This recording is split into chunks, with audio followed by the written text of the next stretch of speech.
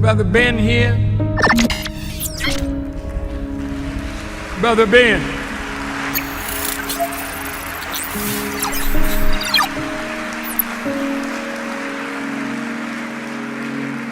Now, Ben got a heck of a program. A lot of people listening to Brother Ben. And Ben tells them about the minister. And Ben tells them about the minister. In the name of Allah, the beneficent, the merciful, I bear witness there is no God but Allah.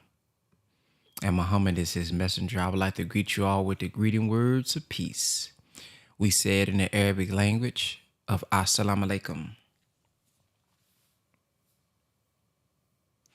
I want to reiterate something that the minister said yesterday, which was deep. And I think it applies to us all. He was talking about the word. Let me see. He said, when you believe in the word, that's light upon light. The word is light. Faith in the word is also light. If you hear the word, you are also receiving light. But if you don't believe, if you don't believe, then you can't open the power of the word that you're receiving. It can't benefit you because you don't believe. So the belief is the key to the rusty lock. Damn. Didn't think about it like that, did you? Belief. Because you can have the wisdom, you can have the supreme wisdom, you can have the teachings, you can have the knowledge, but without the belief, it's not unlocked. Then he says, if you believe, there's a tendency to carry into practice your faith. So if there's something that you are lacking, that you're not doing, check your belief in that area. Check your belief in that area. You may say, well, how do I build belief? How do I build faith? Well, I'll share with you what I do. I'll start with basketball. You know, in basketball, man, you don't come in the game with belief. You start at the free throw line. You know, you start at you do your layups. You know, then you scoot back some. And after a while, after you make your shots, you get your rhythm. But you start off seeing, there go one. So when you in the game and you ain't hitting your threes yet, what they tell you, go get your mid-range game. Get your little two get your mid-range. Cause once I see it go in, when I see 2 or 3 go in, it's a wrap. It's like I'm throwing a rock in the ocean. But I gotta start off seeing some little small little jump shot, little 2. Okay, I got my rhythm. And 1. Then I'm in my rhythm. So some of us you're shooting from the half court line. I believe, miss, I believe. No, man, you may need to start off with something small. You want to get 10 sales. Can you get 1? Just get 1 sale. You just need to see it. You just need to see that somebody will say yes to your product or service. You know, do 1 push-up. You just need to see yourself do 1. It's hard, but I did 1. Okay. Yeah, this person over here doing 50, 100. Do 1. And then you build upon. So for me, belief is always, okay, what's one small little thing that how can I apply this? Just one small thing. You know, what is that one thing Allah has done in my life? You know, something small. It don't have to be big. Those things lead and the belief grows over time, you know? So the more we study and we see things happen in the world, it should feed our faith. Okay, the Pentagon, they said that the UFO, they said it. I seen one recent article, they actually said mother plane. I said, ooh, that feeds your faith, you know? So certain things you got to be looking for it. And when you're studying it, maybe some small, oh man, that feeds my faith. You know, you see a brother or sister come in, eat how to eat to live. And she go, I seen the one article, sister about 300 pounds, came all the way down. I said, oh, that feed my faith. If I just follow it. So just little small things, man. Then lastly, before we get into the minister's lecture here, I want to reiterate this too. He said, there's no benefit from just hearing it. Which to me is a reminder that, bro, you going to the study group, all praise is due to Allah. Continue to go. Need perfect attendance if you can do it. But don't think you going there, going to the mosque, okay? Studying the books, watching the lectures. That's it. Don't think that's it. Because there's no benefit from just hearing it. How do I apply it? Our study group coordinator, Brother Malik, said one time, it stuck with me. He said, you can go to the mosque. You can go to the study group. We should. But if you ain't building nothing in contrary to his world, meaning building institutions that's in contrary to his world, this is what he's saying when you go. That's my nigga. Yes, sir. Go ahead, soldier. Go ahead, sister soldier. Go to your MGT class. Yes, sir. Ooh, looking good too. Oh, go to Sundays. Yes, sir. Here, Brother Ishmael. Yeah, here your student minister. Are you going to Friday night? Oh, yes, sir. Go get them teaching, soldier. Yes, sir. Keep on going. Because as long as we think that just going and getting the knowledge is doing something to him, he's sitting back. Praise be to Allah. Yes, sir. Go ahead. Because we ain't doing nothing to bring down his world. Yeah, we get knowledge, but that's a part of the equation. If we're not doing nothing, if we're not applying how to eat to live, if we're not applying do for self, if we're not applying self-improvement as the basis of community development, if we're not applying look into self before condemning others, if we're not applying the 8 steps of atonement, cool that we got the framework, So that was big, man. Then he said benefit comes when the word enters and you believe in it. Then the faith is a light upon light of the word. The word contains power, but faith unleashes the power in the word.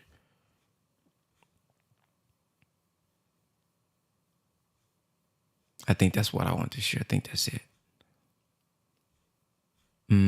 Yeah, that's it. So yeah, I just want to share that I just how important belief is. But let's get to the lecture here. Let's get to the lecture. That was for those who didn't catch yesterday. And if you didn't catch yesterday, go back to yesterday on YouTube, Brother Ben X on YouTube, and you can watch part 2 and listen to the dialogue. You want to catch that dialogue that took place yesterday. Them sisters and brothers came on yesterday, man, and lit it up with their feedback on the lecture. And hopefully we do the same today, because this part 3 today. We closing this thing out today. So let's have a good dialogue. If you're here for your very first time, take notes. And at the end, we want to hear what stood out for you. In the name of God, that I'll bring what is in my imagination into reality. Yes, sir. But I can't just dream. I got to go to work.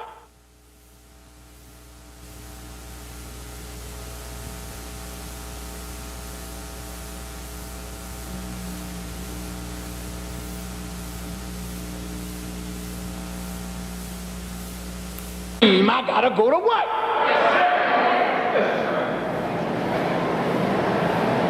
And whatever you envision, say a prayer to the Lord of creation and ask him to bless you to bring into reality this little thing that you see and want. Now, be of good courage. Be strong. Be not dismayed. You can't have doubt and accomplish your vision. You got to believe totally you can get it. You can bring it with God's help. And maybe some of you will have it next week. Maybe you'll have it 30 days from now. But when you get it, bring it. If it's a house, you can't bring it. Just keep it. Bring a picture and show others what your faith brought about. You see this universe out here? Everything you could imagine, God has already got it here. But if you don't draw on it, you can't get it. And if you don't believe that you can get it, you won't get it. Now, those of you who are ill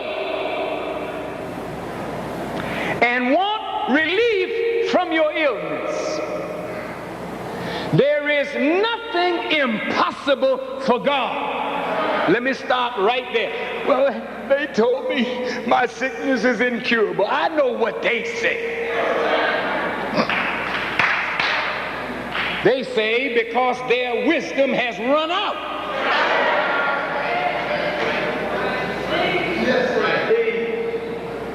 The Honorable Elijah Muhammad said to me that when Allah created the heavens and the earth from nothing, he destroyed the impossible. There's no such thing as impossibility. Once you say it is impossible for me to walk, it is impossible for me to see, it is impossible for me, you've closed the door. But once you open up the realm of possibility, it begins, faith makes you defy logic. Logically speaking, I don't think I will ever do it. Well, we ain't talking about logic. We're talking about faith that goes beyond logic. Now I want you to try this. Try it on a small thing until you get strong enough to try it on something bigger. And every time God makes you successful with a little thing, be grateful for the little thing, then go on. Don't stop. Get a bigger goal and a bigger goal and a bigger goal. Now, in my conclusion, the Honorable Elijah Muhammad departed from us. This February will be 20 years. He had built an $80 million empire from nothing. He had hundreds of mosques, thousands of believers, and his word had gone throughout the earth. The government of the United States, working through hypocrites and enemies, brought the nation to an naught. For all intents and purposes, the nation of Islam was gone. Your brother, who is a student of the great master teacher, Elijah, Jesus, Muhammad. But to be a student of Elijah, Jesus, and Muhammad is to be a master of Socrates, Plato, Galileo, Hegel, Freud, Jung. To be a student of Jesus is to be a master of this world. Just to be but you got to be a good student. Can't just be sitting in the class. A lot of you just go to school to take up space. Come to the mosque to sit down and be entertained with knowledge. And that ain't no good student. Because I'm going to get credit from God for teaching you.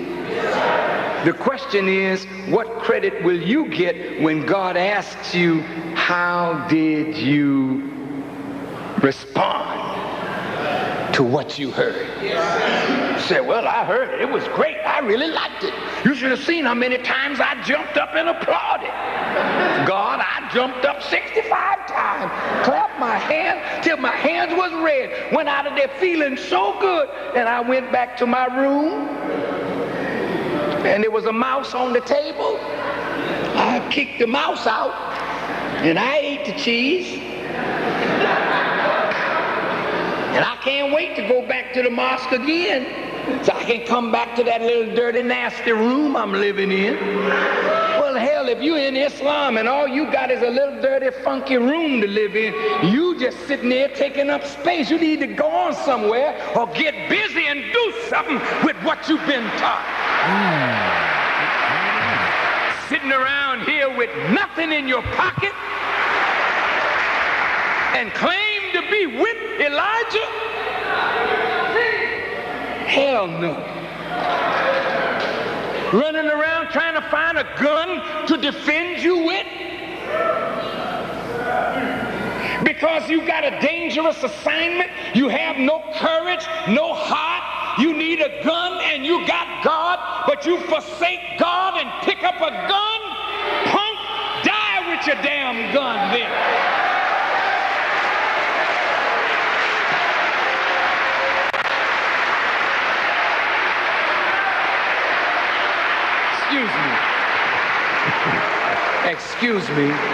Excuse me.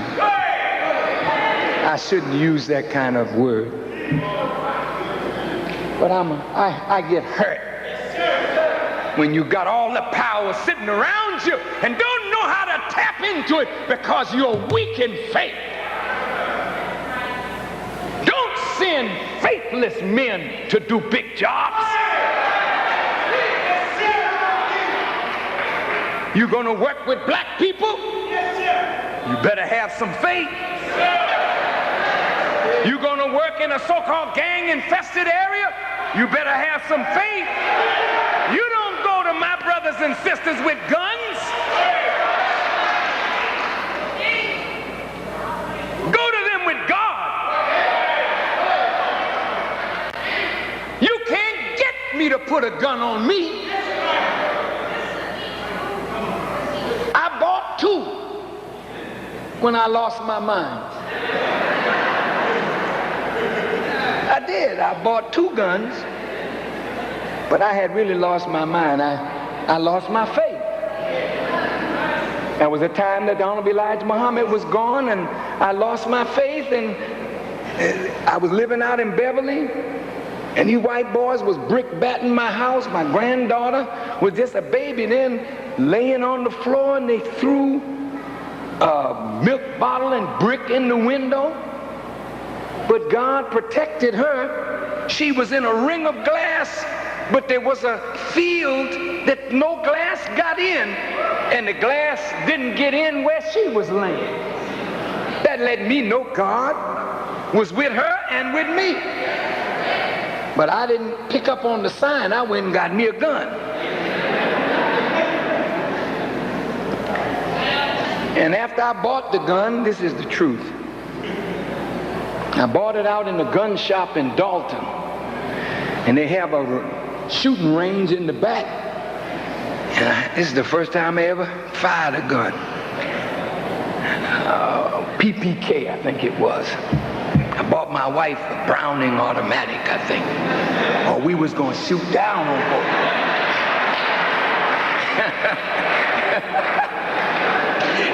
And I went in that back room and they had this black image. I was supposed to blow that black image away. That was the target. The target wasn't white, it was black. They said, just squeeze. And I squeezed. And every time I squeezed, I really hit the target. But man, sweat started dropping out from under my arm like a faucet was running. I knew then that the gun was not for me. I'm like David, I ain't proved that. I ain't putting my confidence in that. I I went to the police station. I said, where's the captain? Who wants to see him? Louis Farrakhan. I went in his office. I said, Captain, I said, some little white boys in the neighborhood throwing bricks in my window. I said, it seemed like you all know how to make examples of little black boys, but you don't know how to make examples of your own. So I went and bought me 2 guns. And the next little white boy that throw anything in my window, I'm gonna put a bullet in his. I wasn't quite as developed as I am now. This cat said to me, and if you do, we'll be coming after you. I said, you just have to do that. And I walked out of his office. Ain't another brick come near my window. I meant that I would have shot him. And when my granddaughter's mother was pregnant with her, some white boy threw her down in the snow. I put my gun in my pocket and went out. If I had seen him, I'd been in jail now. Because I don't buy nothing to play with it. If I buy it, I intend to use it if it need to be used. That's intelligent. You don't buy a pot not to cook in it. A vacuum not to clean with it. So naturally you got all these guns, brothers, you want to shoot something. And you don't want to shoot tin cans, you want to shoot empty-headed black folk. So you out here killing each other because of your romance with a gun. But the white man don't fear the gun because he got something bigger. And I'm telling you, brothers, he has already laid the plan and is about to execute his plan. Did you see him on television last week? Police got shot in Aurora. And I heard the newscaster say, for the first time, the gangbangers are no longer just shooting each other. The gangbangers are now shooting officers of the law. 2 days later, some of our brothers in the Four Corner Hustlers, they came on TV showing the kind of weapons that they were trying to buy, pointing out a police station and a rocket launcher that the brothers were going to blow up. Now, you may laugh, but the white folk ain't laughing. The police are saying, we don't have the firepower to deal with the gangs. Clinton went all around the country talking to police. The crime bill is to put more police on the street, build bigger prisons, and give them greater firepower. Go check out the National Guard armories and see what's sitting up in them armories for you, for me, for us. And if they come in the black community, even though they know that we don't carry no weapons, where do you think they're going to attack?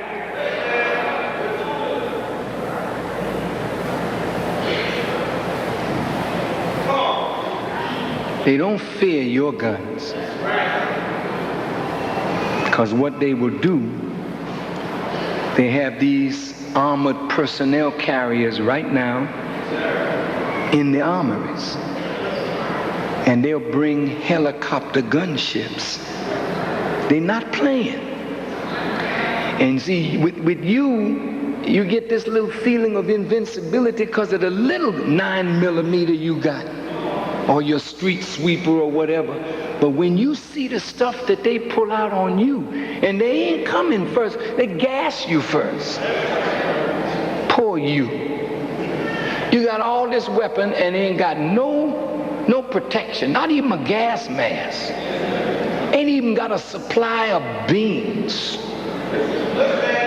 So that if you can't go to the store, you can eat. This fella, when you get him upset, he's coming. And he ain't coming to play.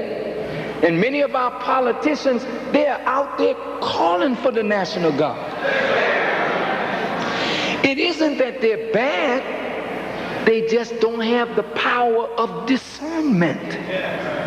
What the enemy has done, he's put us in such a state that we have driven our politicians and our leaders to their wits' end. They want to stop the killing. They don't know how. So they're begging the government, bring the National Guard, bring federal troops. And that's on the drawing board right now. Let me close by saying 17 years ago, as a student of the Honorable Elijah Muhammad, out of my love for him, I took up his word again. That word, which was light, life, and power, contained the idea, the scheme, the plan, the method, and the program of the Honorable Elijah Muhammad for the salvation of our people. There was only one other brother with myself and no money. What I needed to bring to the endeavor was faith. And faith defied logic. When I came to Chicago from New York City, and I decided to help rebuild the work of Elijah Muhammad, practically every leader in business, religion, and politics in this city, I visited them. And I asked them, could I get your blessings? I am going to try to rebuild the work of the Honorable Elijah Muhammad. There's not one of them, from John Johnson to Father Clements to Reverend Jackson to Lou Palmer to George Johnson to the Congressman, not Gus Savage, no, this was 17 years ago. What's his name? Metcalf. Thank you. Congressman Metcalf. I sat with him. And of course, they humored me, you know. Oh, this little kid. He's going to rebuild the work of Elijah. They didn't laugh in my face, but you could see, first of all, it was so strange that I would even come and ask for their blessings. But I was showing respect to the established leaders in the city of Chicago. I saluted the house. I greeted them, and they said, yes, come in. And I went to work. I crisscrossed this country, brothers and sisters. Yes, sir. Burn out the motors in my cars. Yes, sir. Driving by myself. Me and my brother, Jabril, all over this country. In little hamlets and villages in Mississippi. Your brother went down there preaching. I mean, I must have preached in about 15 towns in Mississippi. And everywhere I went, somebody would come up to protect me and to believe. You see? Yes, sir. I had a vision. Yes, sir. And I had faith in the vision. Yes, sir. And I didn't go to sleep saying, Lord, make it so. I said, Lord, make it so, and went to work. And because I went to work on that vision, and others came bringing their skill to help me with that vision. Sister Tynetta Muhammad, Sister Evelyn Muhammad,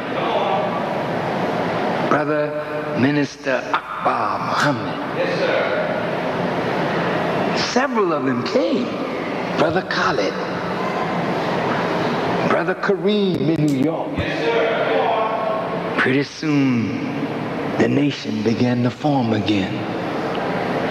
I drove right by this mosque. I looked at it. I knew that one day we'd be back in here.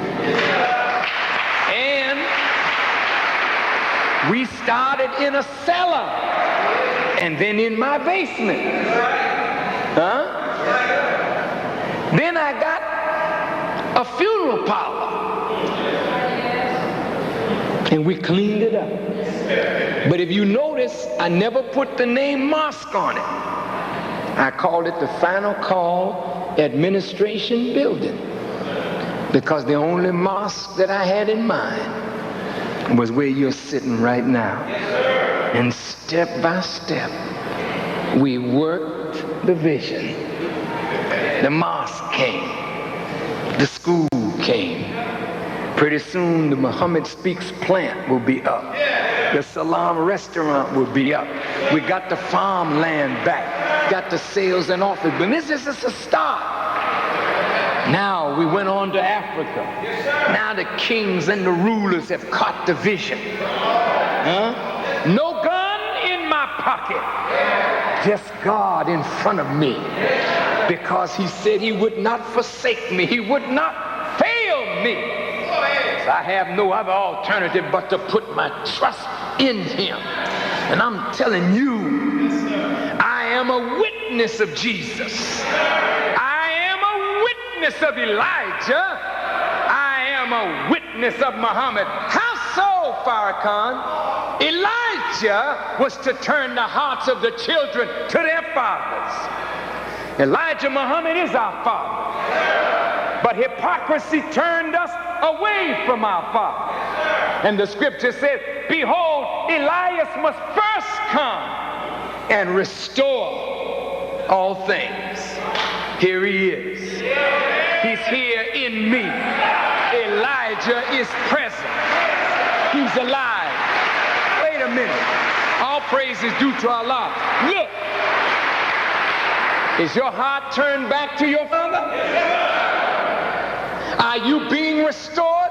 Yes, is your soul being restored? Yes, are you being led in the path of righteousness for his name's sake? Yes, yea, though you walk in the valley of the shadow of death, do you fear some evil? Has a table been prepared for you and me right in the midst of our enemies?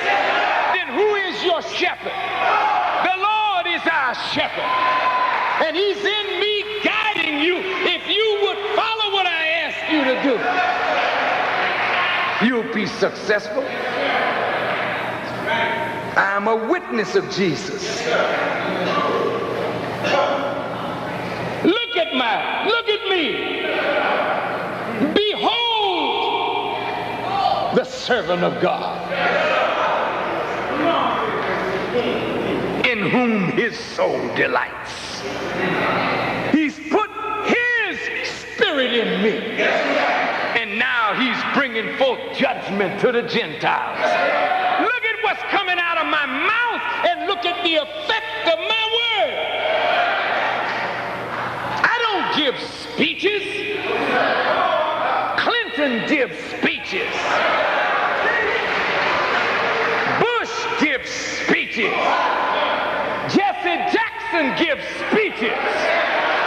But Louis Farrakhan delivers the word of God, and that word transforms human life and brings about total change in people.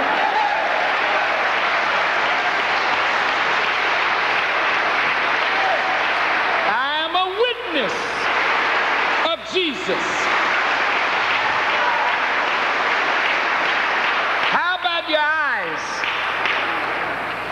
Were you seeing before you heard the word? You got sight today.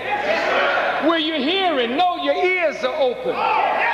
Were you speaking? No, the knot in your tongue got loose. Huh? You had a leprous white mind. How you doing today? You walked with a limp. You were paralyzed. Couldn't do nothing for yourself, but the word freed your hands. Who did you meet that saved you from your sins? You met Jesus. He was walking in me. I was blessed to raise you from the dead by Allah's permission. Yeah, you want to see Jesus? Look at your brother. He's in me.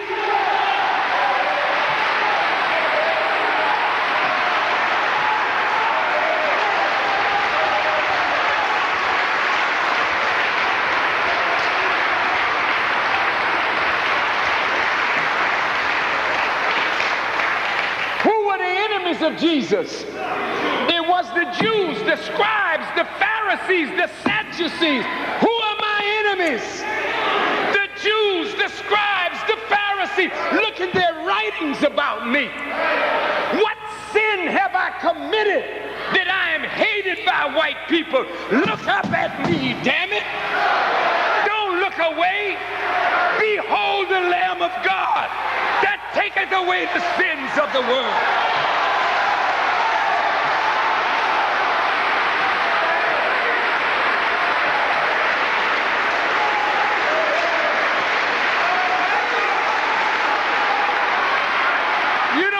Be afraid.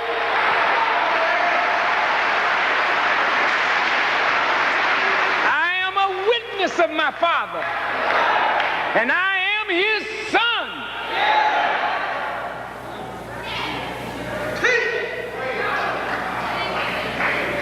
The Jews want me dead. Not all of them, some of them. The government don't like me. Some of my own black leaders are frightened of me, just like they were with Jesus. They come around my house in the dark like Nicodemus, but they don't want to walk with me in the light because they don't want white people to cut off their favor. But the white man can't cut off my blessings. Why should he cut off yours? If you had faith like I got faith, you wouldn't have to worry about your bread. You're just a group of cowardly people, faithless people. This beast wants to put me behind bars. They want to bring me before their courts. They may very well do that. I'll go like he went, but I'll be the winner. Not that I am the winner, God is the winner, and as long as I'm with God and God is with me, there ain't no weapon formed against me or you that will prosper. So you take that gun out your hand, put it away, and pick up faith. Yes, sir. And put on the whole armor of God. Yes, sir. Put on the helmet of salvation.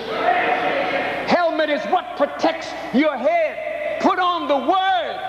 The word of God is a helmet. You don't need no brass helmet like Saul tried to give David. Huh? Put on the breastplate of righteousness. Because when you're righteous, any dart that comes your way has no effect because God is your shield and your buckler. He helps you to create an atmosphere that burns up foreign objects that come in your atmosphere, like it is with the earth.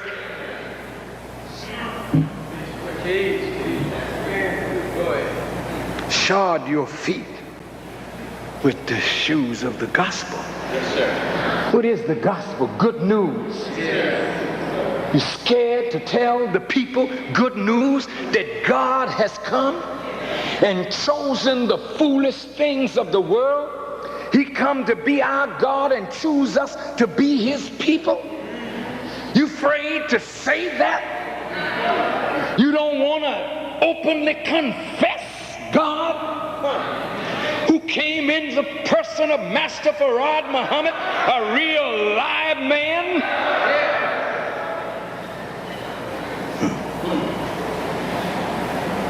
That's the gospel. But I'm telling you, brothers and sisters, you can't walk with me if you got the idea of harm and murder in your heart for your people. You're not with me. You have no right to kill no one that Allah has not ordered to be killed. We are so filled with a self-righteous hypocrisy that if we were judged like we tend to judge others, maybe many of us would be pushing up daisies. When you go among your people, calling yourself a God, call yourself a God and guard yourself against indecency and evil. You go out among the people and slip in and have sex with their little girlfriends. You take the good looks that God gives you. He cleaned you up from your wicked and funky expression. Now your eyes shine and there's a shine in your skin and you look better than your brothers who have not come to faith like you. Naturally, the young ladies will want you. You haven't got no strength. You slipping in and slipping out, committing fornication and adultery, and call yourself a Muslim. The people are looking at you and they're saying these are some phony niggas. And what are you doing? You're bringing on yourself the wrath of the people because you are not righteous. You're perpetrating a fraud.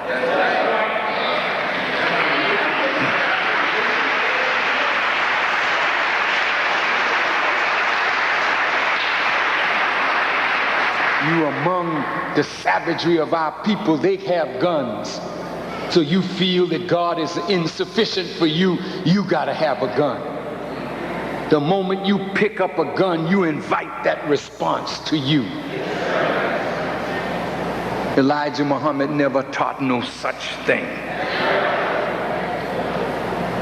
Take the gun out of your hand. Put it out of your homes. Get it away from your children and go armed with the righteousness of God. Do you know who these people are in these projects on the west side? They're the people of God, brother. Crazy as they may seem, that's God's people. And if you go to them in the right spirit, not with no self-righteous hypocrisy and arrogance like you think you're better than they are, when yesterday you were doing the same damn thing that they're doing today, don't you remember what God brought you from?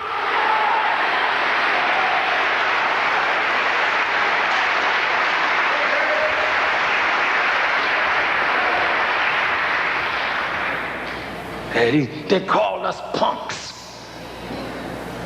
That's what they called us. So what? If it moves you, maybe you are a punk. You could call me a punk all day long. It ain't gonna bother me because I know who I am.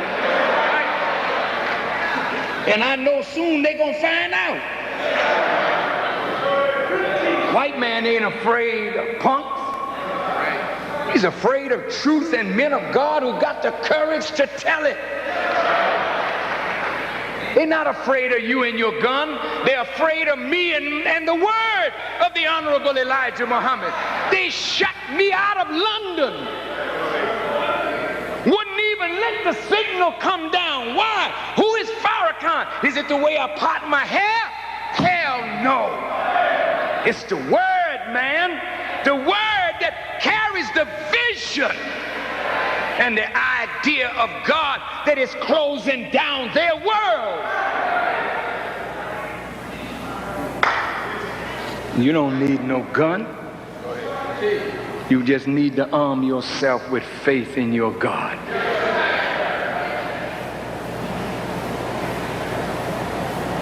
Take up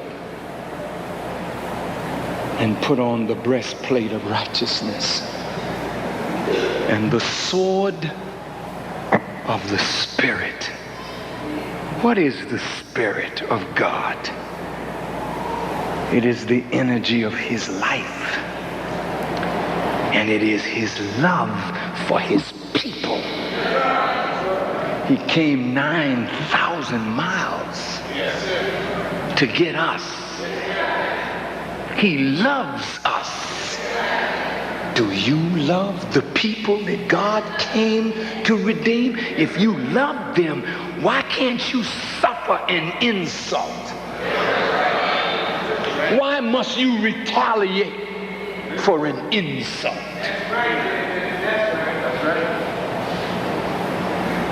I've been insulted for 40 years.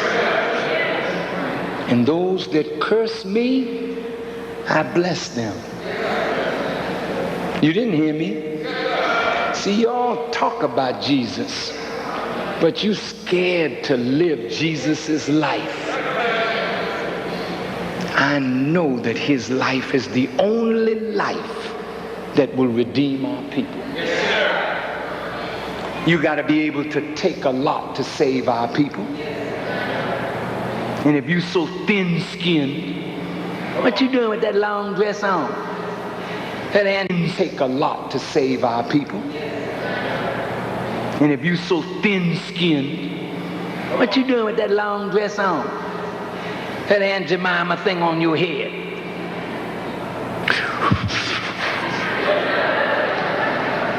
Hey, please. You can't take that? Naturally, you don't like it, but can't you take it? Suppose they mocked your garment and you smiled at them and said, may God bless you to understand better, and kept on walking. They might say, that's a strange nigga. I cussed her and laughed at what she had on, and she smiled and told me how nice I looked, and she hoped that one day I would understand. You go knock on the door to sell the paper. Get that paper out of there. Shoot you. May God bless you. I hope you feel better. He behind the door saying, that's a strange response. He may open the door. Hey, you nigga with the paper.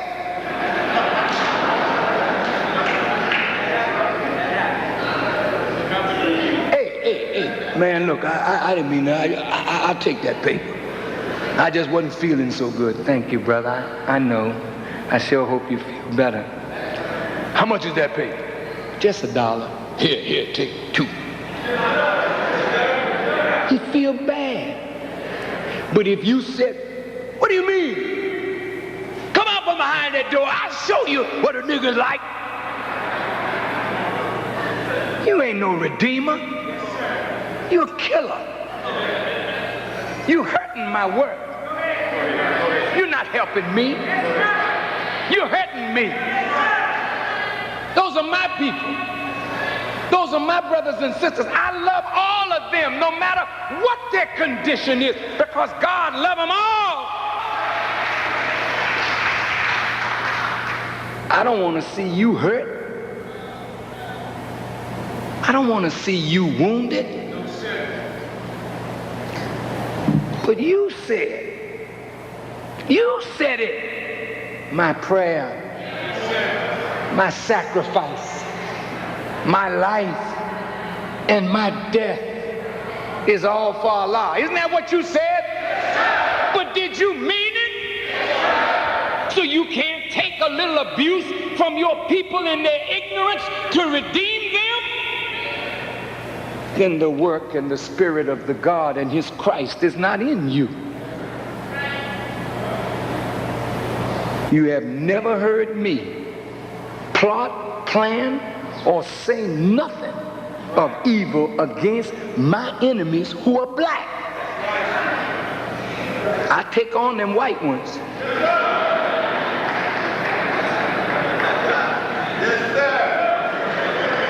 But them black ones, and sometimes they worse than the white ones. And you know I'm telling the truth. But I just look like I didn't hear it and pray for my own people. Martin Luther King was right. He just practiced nonviolence with the wrong people. Somebody needs to preach nonviolence to black people for black people. We don't need to be violent and destructive of one another. You need to be forgiving and kind and loving toward one another. I hope that today's lecture has helped in some way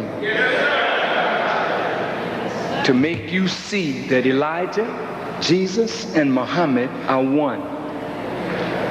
And the public needs to see Elijah, Jesus, and Muhammad in you.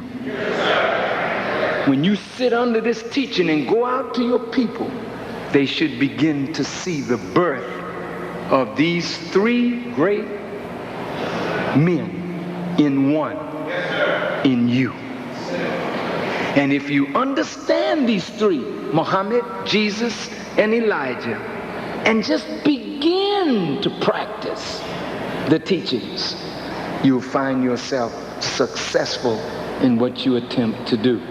Now don't forget what I said about vision and belief, and then righteously working to fulfill your vision. How many of you saw something that you think you would like to possess? Would you raise your hands? You did? How many of you, after seeing it, believe that you can achieve it? Let me see your hands. All right. I'm going to give you a little time. Inshallah. I want to see, honest to goodness, how many of you achieve what you saw today. Marshaling the strength of your mind and your own talent and focus on that object and get it without stealing. Yes, sir. Without lying. Uh-oh, I blew it then, didn't I? That brother had 5 bags of reefer. He was going, so many bags of crack. I said, oh man, Farrakhan, you done messed up my stuff. No, brothers, sisters, you don't need to do anything illegal to prove God in your life. God said be, and it is. And he never stole nothing, and he didn't borrow nothing. He just produced it. And you are from him. So if the more you steal, you kill your own creative mind. Don't even think about doing nothing wrong. Think about using the creative power of your mind, your faith in God, and your faith in the ability to bring about what you envision. Try it. Try it. And when you succeed, I wish you just let me know. If you don't come to the mosque, drop me a card and just say, I got it. And then move on to the next thing. And when you grow up in this, you begin to see how easy it is to do it. Then you start envisioning what God wants, the establishment of his kingdom on earth. And if we go to work, everywhere you look, we take over the schools. We can take them over. They're ours. Our money support them. Our little babies are in them. Let's take it over. They don't know what the hell they're doing. Let's show them what to do. Let's put God's vision in the school. Let the cracker tell you, God has to, we can't have God in here. When we take it over, God has taken it over. He come in the school in us. Isn't that right? Anytime you sending your child to a school that don't want God in it, we shouldn't want our children in it. If God ain't in it, we should come out of it. And when we go in it, let's bring God with us and establish God in the education. Let's take it over. We can take over our community. We ain't got to go nowhere. We just got to come out of their vision. Come into the vision of God. Thank you for listening, and may Allah bless you as I greet you in peace. Assalamu alaikum.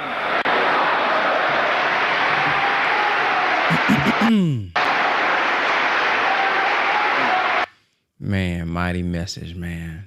All praises due to Allah. For the Honorable Minister Louis Farrakhan, man.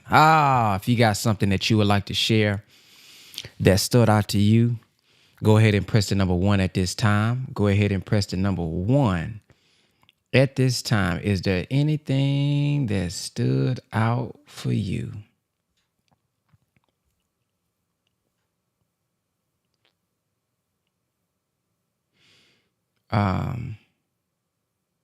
Couple things I'll start off with. The minister said, if you don't draw on it, you can't get it. And if you don't believe you can't get it, if you don't believe you can get it, you won't get it. Going back to belief. Draw on it, pull on it. He talks about like how the earth is a mammary gland, the same way the breast of a mother is with the child. He didn't know per se that when he pulls on the mother's breast that milk will come, but he continued to pull and pull and pull until the milk was able to come down, and then he got the reward from the pulling. Many of us pull, we suck, pause, but if we stop, nothing comes out. And so it's not that you're pulling in the wrong direction or you may be doing the wrong thing. At times we just stop too early. You know, I'm working out. I'm saying I want to get strong. I see no results. I just stop too early. You're working out. You want to lose weight. You're not losing it at the pace. So you stop. You just stop too early. So continue to pull. He said, start little, then get a bigger and bigger goal. Consistency. Even if you do something twice a week, you may want to do it every day.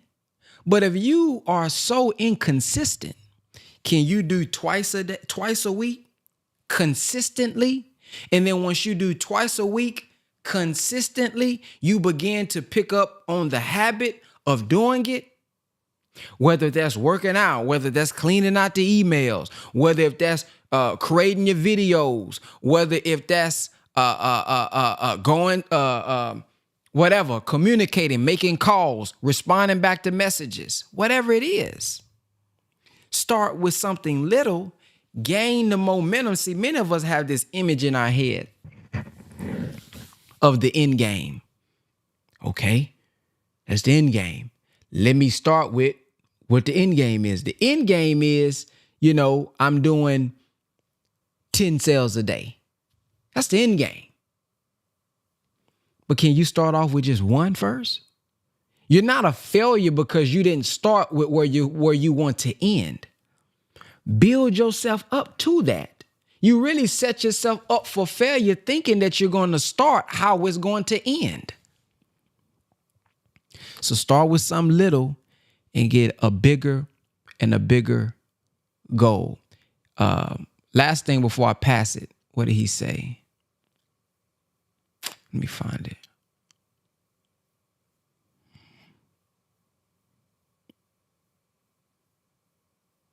All right, here we go. Now, he says, the more you steal, you kill your own creative mind. The more you steal, you kill your own creative mind. Now, I know some of us say, well, they don't apply to me. I ain't no thief. I don't steal. But I'm going to add this. The more from this perspective, the more we allow ourselves to give up, the more we allow ourselves to not do what God has brought us here to do, we are killing our desire, our will, our persistency. We're killing that. The more we say, okay, no, you ain't got to do it. No, skip another day. Skip another day. You destroying your momentum. You stealing and robbing yourself from the chance to show and prove that you are God. You robbing your future self. You stealing from your future self. We don't realize it, but we really are. When we skip doing what we know we should do for ourselves, the more we do that, you're really robbing your future self. Then we get mad and angry when other people rob us. See, that's the cold piece here. That's why the self-improvement, looking in the mirror, what Sister Jamie said yesterday was so I love how she said that yesterday. I ain't talking about the 7 units to throw no damn slack at anybody else. See, it's easy to find the clippings and use it to slap somebody else in the face. But when we looking at, she said, no, I'm looking in the mirror. I'm looking at self. I'm analyzing this. How does this apply to me? She said, thine own book. See, because it's easy to be mad when somebody else robs you. They steal something from you. They ain't keeping their word with you. See, they done did this. Well, what are you doing to you? Your future self. What are you robbing and stealing from you? But we be mad if somebody else do it to us. This is good. So, this is powerful because Sister Courtney, if y'all, those of y'all who are in BWF, I was on the class. She talked about this yesterday. When we logged in. The habits of building wealth. She said, we can come on here and I can tell you about taxes and how you can hire your children and how you can set up this in your household. And she said, but none of that matters. If you ain't right, you ain't going to practice it. You ain't even going to do it if you knew the strategy. She talked about coming on with her arm hurt. How her assistant had to help her take the shirt off and said, after the class, I'm still going to the gym because I made a commitment to myself. Damn. Some of us ain't got now bone hurting on us, but ain't going to do what we said we was going to do. Some of us ain't sick, but you ain't going to make that call for your business. Some of us don't have no phone that's turned off, but you ain't going to make that text or make that call for your business.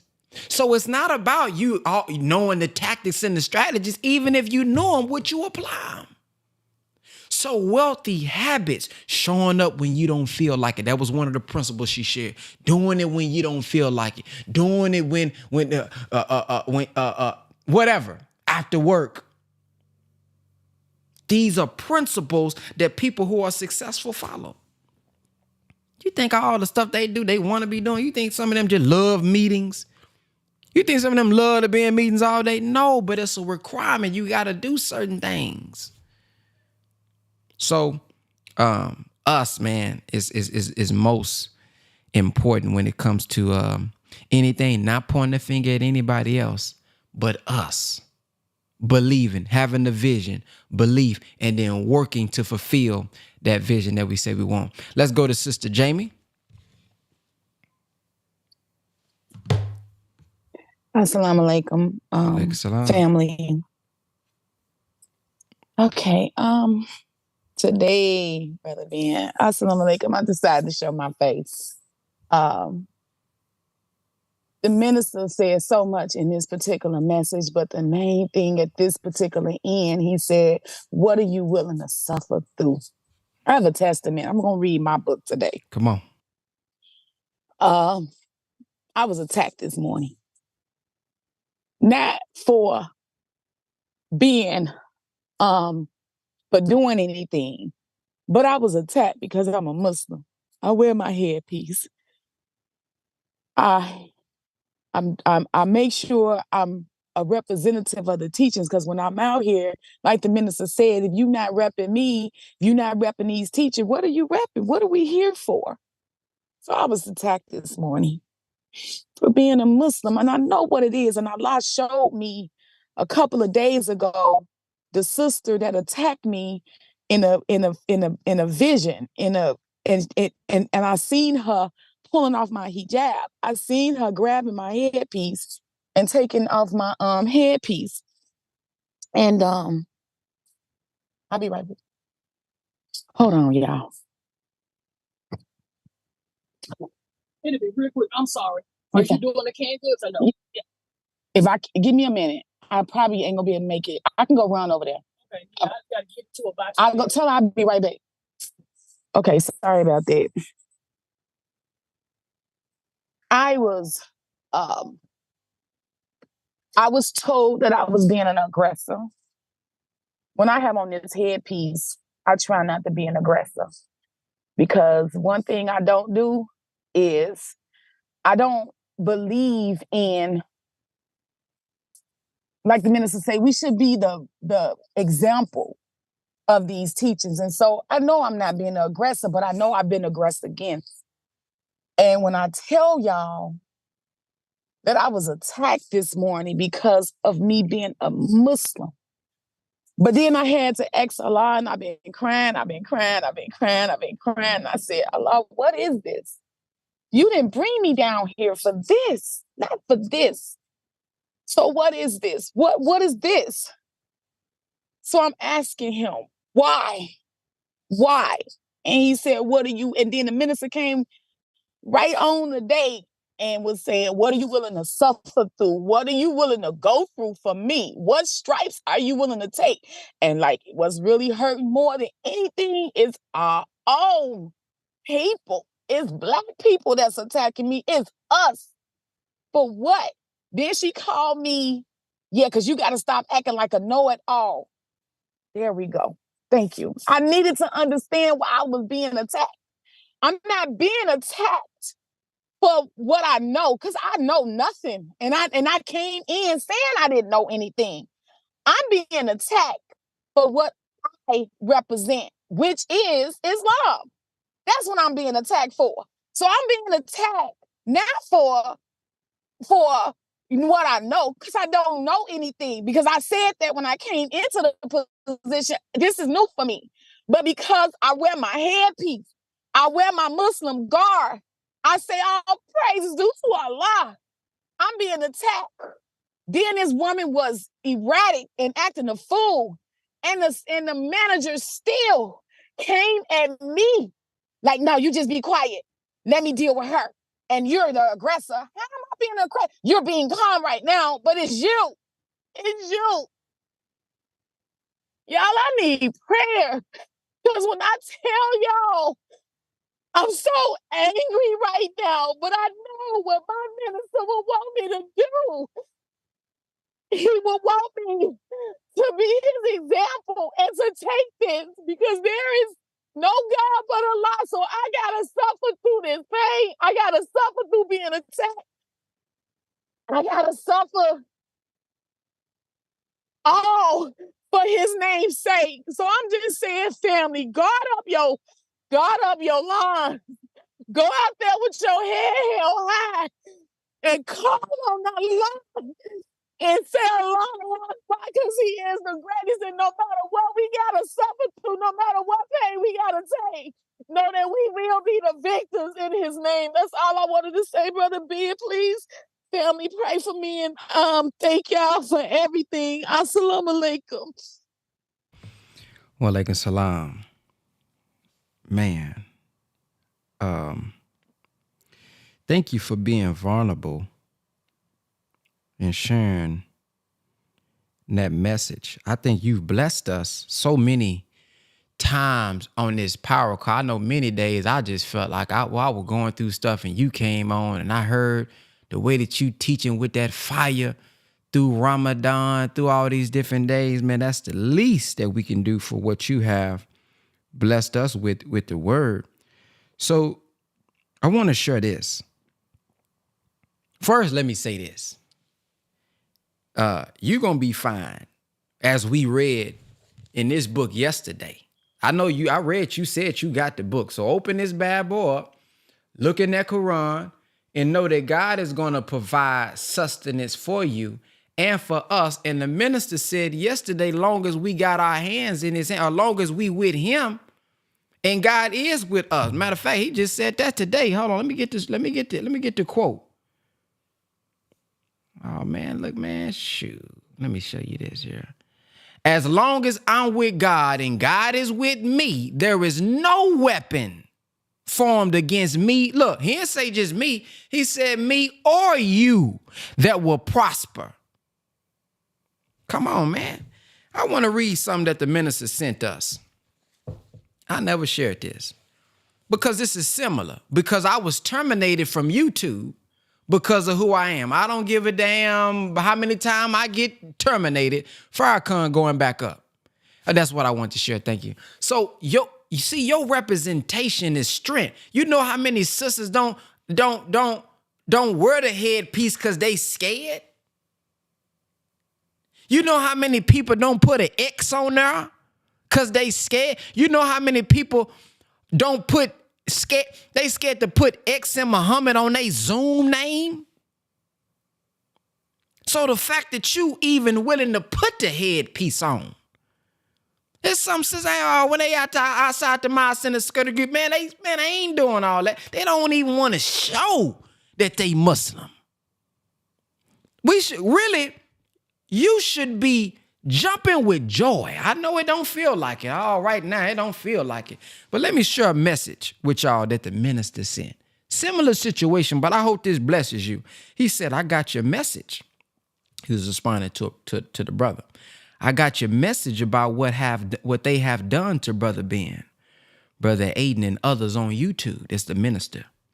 Let them know that I'm glad that they are in the company of their minister. Come on, sis. You are ain't nothing to be sad about. You going through that. You are in the company of the minister because of your representation. See, if you didn't represent him, they wouldn't even know to pick on you because you Muslim. Some people, sisters, ain't being picked on because they can't tell that they Muslim. Oh man, this is good news this morning. He said, I'm glad that they are in the company of their minister, that the enemy hates them like they hate me. That means that they are true followers of the messenger of God. So they are suffering as I suffered, minister speaking, and as the Honorable Elijah Muhammad suffered before us. Now, if Jesus, it said you're going to be hated for his name's sake, persecuted for his name's sake. If we ain't persecuted, if we ain't went through no trial, if ain't nobody came at us because of our representation, something wrong. How is it that the Christ got enemies, that the Christ got his own people that don't like him? And we don't have it, that means we ain't following him. That's a blessing that somebody's able to see your representation and come after you because of that representation. Oh man, that lets you know, okay, I'm on the right track. Look at what the minister said. Blessed are those who suffer for the sake of God. In the 5th chapter of Matthew, Jesus was given, now y'all know, Y'all know, I don't know these words, right? Beatitudes. Now, one of y'all do the little style. Desiree, I know you got me. Beatitude, whatever that word is. We should have the attitude of joy when we are being afflicted. Wow, look at this. If we were Satan's people, he would praise us. But we know we are not Satan's people. Now, for context, for y'all say, well, she said he was a black person. Yeah, with the white man mind. We've been grafted into them. So they acting other than themselves. Yeah, they got the black skin, but they Oreos. Black on the outside, white mind. That's why they can't see the wisdom and the divinity that's in their midst. So just clarifying that. Jesus said, blessed are ye. Oh, not cursed are ye. No, look, blessed are ye when men shall revile you and persecute you and shall say all manner of evil against you falsely. Damn. Ooh, I had to feed on that one. You know how many false things done got back to me? I just act like I don't know sometimes. You just play it off. But in the back of your head, you got that sticky note. Nigga, I know what you done said. I ain't gonna tell you where but it done got back to me. But praise be to Allah. That's between you and your God. Shall all manner of evil against you falsely for my sake. Rejoice and be exceedingly glad, Sister Jamie. Oh, this is right there in your book of Matthew. Rejoice and be exceedingly glad, for great is your reward in heaven. For so persecuted they also persecuted the prophets which were before you. Ooh, come on, man. Look at this. So when you are following the messenger of God, remember the enemy is warned. Touch not mine anointed and do my prophets no harm. So those who come against those who follow the messenger of God will receive an increase in their own woes from our God. It will be worse for them for their evil and what they do to us.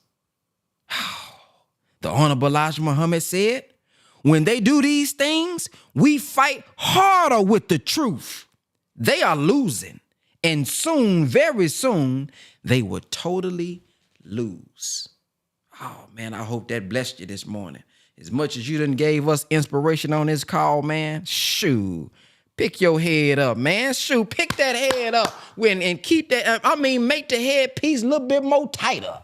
When you come in the morning, they should see the line like a do-rag. Oh, she had that bad boy on tight this morning. No, they ain't loosening it up. Have it on, had them ask you, did you put the do-rag on last night? Tighten up even more better. Yeah, man, that's good news this morning, man. I can't wait to be persecuted again for the teaching. Man, that nigga just pushing the teaching. Yep. Yeah, you got me. You know what I mean? When we in this, we should, if ain't nobody said nothing to you, that mean I ain't effective enough. If you ain't had no family members say, damn, boy, that's all you ain't effective enough. If ain't nobody threatening, if ain't nobody, about what we doing, that mean we ain't effective enough. You want to be so effective that you just being you make the enemy uncomfortable.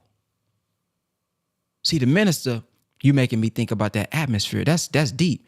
The breastplate of righteousness, God is your shield. In Butler, he said, he helps you create an atmosphere that burns up foreign objects that come in your atmosphere. It ain't what you know, it's your atmosphere. That when they get close, they intimidated by just your atmosphere. Oh, man, that's some deep stuff, man.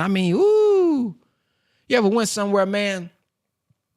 It's beautiful when it happens, man, because when you strive and you sacrifice, not that you perfect, not that you all the way 100 with everything, but you striving.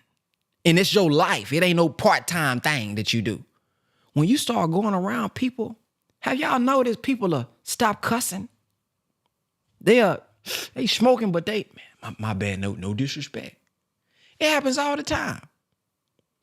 And you gotta tell them, man, dude, man, I grew up around weed. I know what all the weed, the Regis, the blue purple, the backwood, I know what all that smell like. Man, listen. But they got a certain level of respect. So your presence straightens them up. You know, they don't even want to cut. Man, I ain't, no disrespect, brother. My fault. They start saying stuff. Man, I'm tired of that. That stuff. My bad, brother. My bad, sister. That's what you want. You don't want them to act like, oh, they got to bow down to you. But it's a level of your atmospheres there. It changes their level of thinking. So yeah, man, we want those type of events and circumstances to happen. So God got us, man. Get in that book. When you get in trouble, nurse from your holy Quran, man. He got so many ayats from the Quran to where whatever we going through, he got the ayat in there that's going to console us. Patience, reward for patience, all this good stuff, man. Deliverance. He going to deliver us. So hopefully, man, that helped you and brought your spirits back up. But yeah, man, that's good news this morning that somebody even noticed you Muslim. I'm telling you, it's so many people that walk by that's on social media that go out of their homes and nobody would ever tell that they Muslim. Now we know the Arab Muslim, they gonna be dressed down. You know them, but damn, how they know us? Some brothers, you can tell a brother now, something. Brother, I don't know, brother. We gotta stop being known for them bald head. It's like when I see a brother with that bald head and he shaved up, you know what I mean? Damn, brother must be FY. Let's get that hair back. Get the hair back. Keep the hair.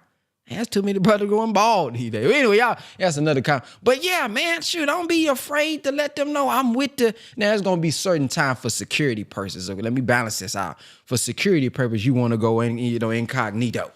We might take the bow tie, you know what I mean? Because we about to eat, you know what I mean? Something like that. So, of course, stay security minded. But at the same time, man, don't be scared to let people know I'm with Farrakhan. I'm an ex. When they ask you what your name is, because it's a job opportunity, if you ain't got to, I'll talk for me. If I ain't got to put nothing government, ex, what that mean? Ex-slave? That's my slave name. Oh, I'm letting them know. Oh man, if I ain't gotta put the government, X. And they they think it's cool too. Oh man, brother Ben X. Oh man, pretty cool name. Yeah, pretty cool, ain't it? Yeah, I was at the dealership today. They said, oh man, what is the? I said, Brother Ben X. Yeah, that's your company. Yeah, pretty cool name. So man, don't be afraid, man, to rock your Muhammad and rock your X. All them letters we wrote, I better be able to, say that's my name. All them, I wrote damn near 40 letters. I had to reteach myself cursive to get that letter to pass. Man, I'm rocking that thing. Shoot, I ain't finna be hiding. What's your name? Johnson, Ben Jones. Man, I'm finna tell you X. Can't wait to get to Muhammad or whatever I get. Even if I keep the X is still a holy name according to the Honorable Muhammad. So if I keep an X all my life, X. Come on, man. All right, next person. Let's go to Sister Randisha. The soldier. Assalamu alaikum. Sister Jamie, thank you so much for just sharing that. I think about when the minister said that, Master Farah Muhammad had to go through certain things, and the Honorable Elijah Muhammad, including himself, where they had been smacked and where they had been punched. And I'm learning to get there. So through your sharing and through your vulnerability, I'm understanding more of myself, because sometimes I'm so quick to take somebody's head off, right? As a soldier. But as I said yesterday, and as I say many days on the call, is that the fight is not always physical. It's definitely spiritual, right? Because I remember one time being on the call and I thought that y'all heard me, but I got into a little tussle. But, I had to tell them when security came that if y'all, everybody just stay calm, stay clear, but I'm going to snap his neck. But I appreciate you for just sharing that, because as soldiers, we have to learn when to fight and when not to fight. We have to know when to be silent and when not to be silent. We have to know these things, right? So as the minister was talking, I was just thinking about, the belief is the understanding that at this moment in my life, right, I'm tracing the line and eventually I will be able to write what is needed. And this is just I picked up from, children when they're in school. But the minister said, Jesus is the comforter. He put, I am a witness of Jesus. He put, as long as God is with me, like I am with him, no weapon formed against me shall prosper. He said, put on the whole armor of God, the helmet of salvation. The word of God is the helmet. He's put the breastplate of righteousness is God is your shield. He put, you can't walk with me. You have the idea um to hurt your people. If you have the idea to hurt your people, and if you don't have an idea, and if you don't have the heart for the people, he put, you have no right to kill no one whom Allah did not order to be killed. He put self-righteousness as hypocrisy. He put, you are perpetrating a fraud. You talk about Jesus, but scared to live Jesus' life. Sister Jamie, you are definitely walking. You have definitely picked up your cross, and you're walking the life of Jesus. But you have to be willing to take a lot to save our people. Sister Jamie, this message is not only for you, but for the multitude of us that get on the power call, who don't say nothing, who listen in, but who are going through something, who can't be transparent because, as the minister said, sometimes we perpetrate a fault, right? Um, we hide behind the keyboard. But he said sometimes we too thin skinned. Sometimes our sister Randy, I'm thin skinned. You say something to me, I ain't gonna cry about it. But I'd be like, man, I'm about to call such and such, like the minister said when he had an issue and he said he came in with the stick. He said the Honorable Elijah Muhammad left out the room. Sometimes I'd be ready to tear some stuff up. But I gotta remember, like Brother Mustafa said, it's gonna be a time where we really gonna have to show who we really are. But right now ain't the time that we gotta show this. So he said, you ain't no redeemer, you are killing, you are hurting my people. But you said in your prayer, my life and my sacrifice and my death are all for Allah. I remember one time I believe we was at 10 to 15, and I believe at the time his name was Brother Burvi Muhammad, but he has been blessed with a holy name of Brother Saad, right? And the brothers, they was running, on the bus, and the sisters wasn't getting on, the elderly wasn't getting on, the sisters with children, the mothers, etc. And he got on that bus and he said, brothers, who soldiers are y'all? He said, because this ain't how Muhammad moved. He said, when you say your prayer, my life and my death are all for Allah. He said, you don't see those pioneers out there? You don't see those mothers with children? I don't know what God you serve, but you better get off that bus, soldier, and you better wait. But when he said that, them brothers fell in line. Because too many times do things go ignored. This is when it comes in with slack talk and back talk and all of these things, right? If we don't cover up and we don't cover down on certain things, then guess what? We always gonna create that gap. So back to what I was saying about the minister, he said, you have to take abuse from our people to redeem them. I think about the youth. I have a special honor of working with the youth because I'm Sister Randisha. When I go out, I talk to them in a way, in a manner that they can understand. They like Glorilla. They like FREE. They like that stuff. They like Rick Ross. Sometimes I don't know what they be talking about, but guess what? And I don't pretend to know what they talking about. What you talking about, bro? They was talking about no cap. I was like, oh, the cap and gown? They was like, no, like, that mean like, like that ain't real, that, this, that, third. I'm like, oh, for real? I was like, back in my day, we was using keep it 100. But they like that when I go out. And, I'm doing a great work with them, but it is sometimes it's so tiring. But I say that to say is that we have to hold on. The minister says sometimes that we have to hold on. Like, that faith and that belief is just like oxygen. If we don't have the belief and we don't have the faith, right? Sometimes we got to walk by faith and not by sight. But we have to allow it sometimes because he said that logic, what we think is logical. I have a logic keyboard. Sometimes I want that keyboard to think for me, but it can't think for me if I'm not moving and I'm not doing nothing and I'm not functioning nothing or am I operating it the way that's supposed to be operated. So I want the logic with faith, but I also have the faith with the logic. So I say this to us all. is that the minister has said everything and anything that we, from, like they said yesterday, from relationships to marriage to how to raise our children to how to give birth to a guy. He has said everything. When he said that, yesterday that he was only seeing Honorable Elijah Muhammad once a month. Sometimes we get too big in worshiping others, right? It shouldn't matter. We get on these calls. Sister Jamie does a great. All of you, all who get on this call, you all give someone a word for where they're at. So, I would like to say that we accept the challenge. That the only reality is really the belief in Allah. So, assalamu alaikum, family. Wa alaikum salam. I want to read from the book a little. For those of us who may be going through some things and you did not share and you have not been as vulnerable as Sister Jamie, but I know somebody need it, like I do. Look, Allah ordains a way out for the believer. Allah promises in Surah 65, Ayah 2 and 3, that he will ordain a way out of distressful situations for the believer. This is a great comfort to know that Allah has planned out our deliverance.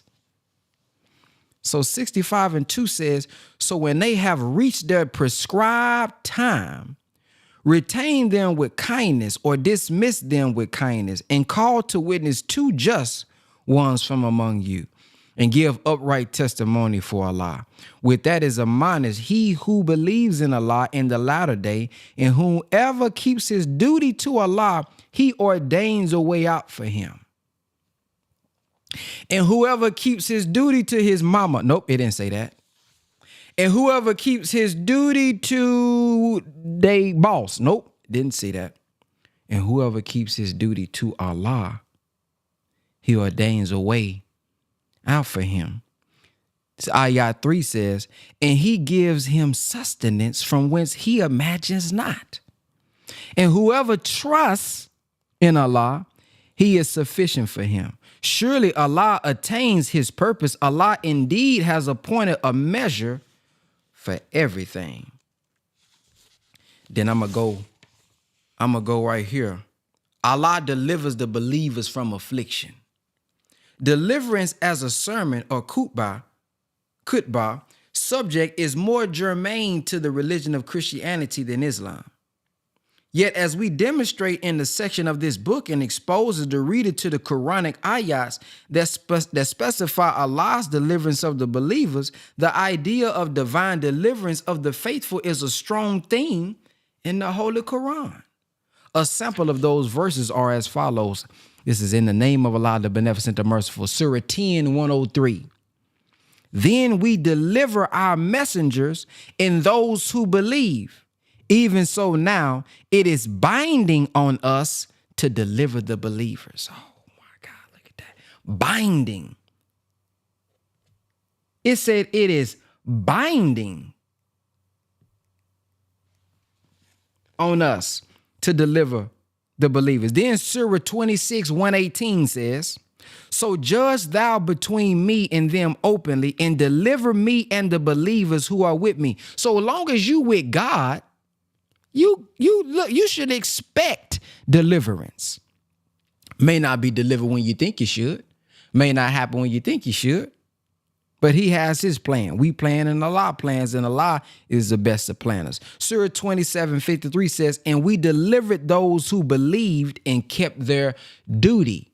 Now there's some words, conditional words in here. Those who trust in him, those who kept their duty, those who, kept their duty to Allah. So as long as we doing those things, we should be good. It don't say keep our duty to other people. It said keep our duty to Allah, God, Most High, whatever word you use. See if I can find, I think that's it. Yeah, so that's it. That's it. So I just want to, look, what does deliverer mean for those who may not know? Surely what deliver means. to send or bring something to an intended destination or recipient, to help give birth to set free, release, or save, to direct or hurl, if we keep our duty to God, man. So make sure that we own our duty to God. What is my aim and purpose with God? I know I got, the world that's calling on me. The world is going to ask me for several different things. The world is going to call on me and be asking me to do this and do that. But am I doing my duty to what I raised my hand and said I was going to do and commit to when it comes to God? All right. That's what gets us the salvation. All right, let's go to Brother Daniel. Yes, sir. All praise is due to Allah for his coming in the person of Master Father Muhammad and for his great Messiah, the most honorable Elijah Muhammad, and this Messiah not miss, the Honorable Minister Louis Farrakhan, and for Allah desiring to make us reflect him. I thank Allah for our sister's testimony and just for giving us a glimpse of some of the price that has to be paid for redemption of ourselves and our people. And Brother Ben, I thank you for uplifting the words that we should rejoice and be exceedingly glad because it shows we're doing something right. Now, of course, that just don't happen overnight. To have that mindset is a process, but that is the process we should be aiming for. And when we get in that mindset, like the Honorable Minister Louis Farrakhan, where he rejoices and he don't even worry about his enemies that are black. He said, I don't pay you no mind. Oh, I'm looking at the ones, the synagogue of saints, so you don't too much worry about them. And we have to rise to that point, and it's not easy. And I'm also reminded of 75% of the work is with the woman, not on her, but with her. And our dear sister's testimony is showing us what some of their work entails. I hope that doesn't scare any of the sisters. God is with us. Sister Rendisha left some great examples, and of course, the Honorable Elijah Muhammad had to run for his life to exhaust the hypocrite, not because he was afraid. His own brother tried to kill him. Master Prophet Muhammad was jailed. He's a supreme being. The Honorable Minister was Farrakhan. That house was bombed early on, and he had to run to get his babies out of a burning house and grab the believers' charity. So, and then Mother Tanetta running for her life because the hypocrites wanted to kill her. We just have wonderful examples of how we're going to have to suffer persecution. What really stood out to me was when the minister was talking about faith in the God and how the God and the belief and faith in him raised up the Honorable Elijah Muhammad, and how with that faith and that work, he built the nation, and then the Honorable Minister Louis Farrakhan rebuilt the nation. And how he is a witness, the Honorable Minister Louis Farrakhan, of the Jesus, and how the God's desire is for us to put on that same God force, which is within, and play our part. Faith in the God, Master Father Muhammad, and that essence of him within us is how we're going to make it through. That God force that the Honorable Elijah Muhammad said moves unseemly objects in the dark, but brings stars out of the darkness into light. That same force that God created himself from, of which he is. We got to tap into that force, and it takes great trial, tribulation, pain, suffering to force us to lean on that force that brought light out of darkness in order for us to rise against our own gravitational pull of nothingness. We're going to have to connect with that eternal force, that God force, and develop an intimate relationship with Rahbi Alameen, or the Lord of the worlds, so that we can overcome every obstacle in our path. And as we're taught, no weapon formed against the righteous shall prosper. And that atmosphere that the Honorable Minister Louis Farrakhan spoke about, that our dear brother Ben mentioned, we can have that as long as we are connected to that eternal force, the God, so that everything we do in our life is connected to the God, where we just triumph everywhere we move, everywhere we go. We are winning. So I don't have much to say other than that. And I appreciate the family, and I appreciate Sister Jamie comments and everyone else comments that fell subsequent to give us something to believe in and walk. Thank you. Yes, sir. Thank you.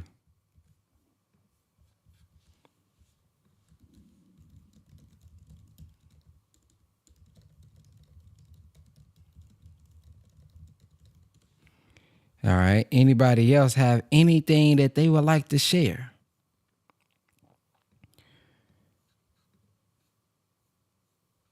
Praise be to Allah.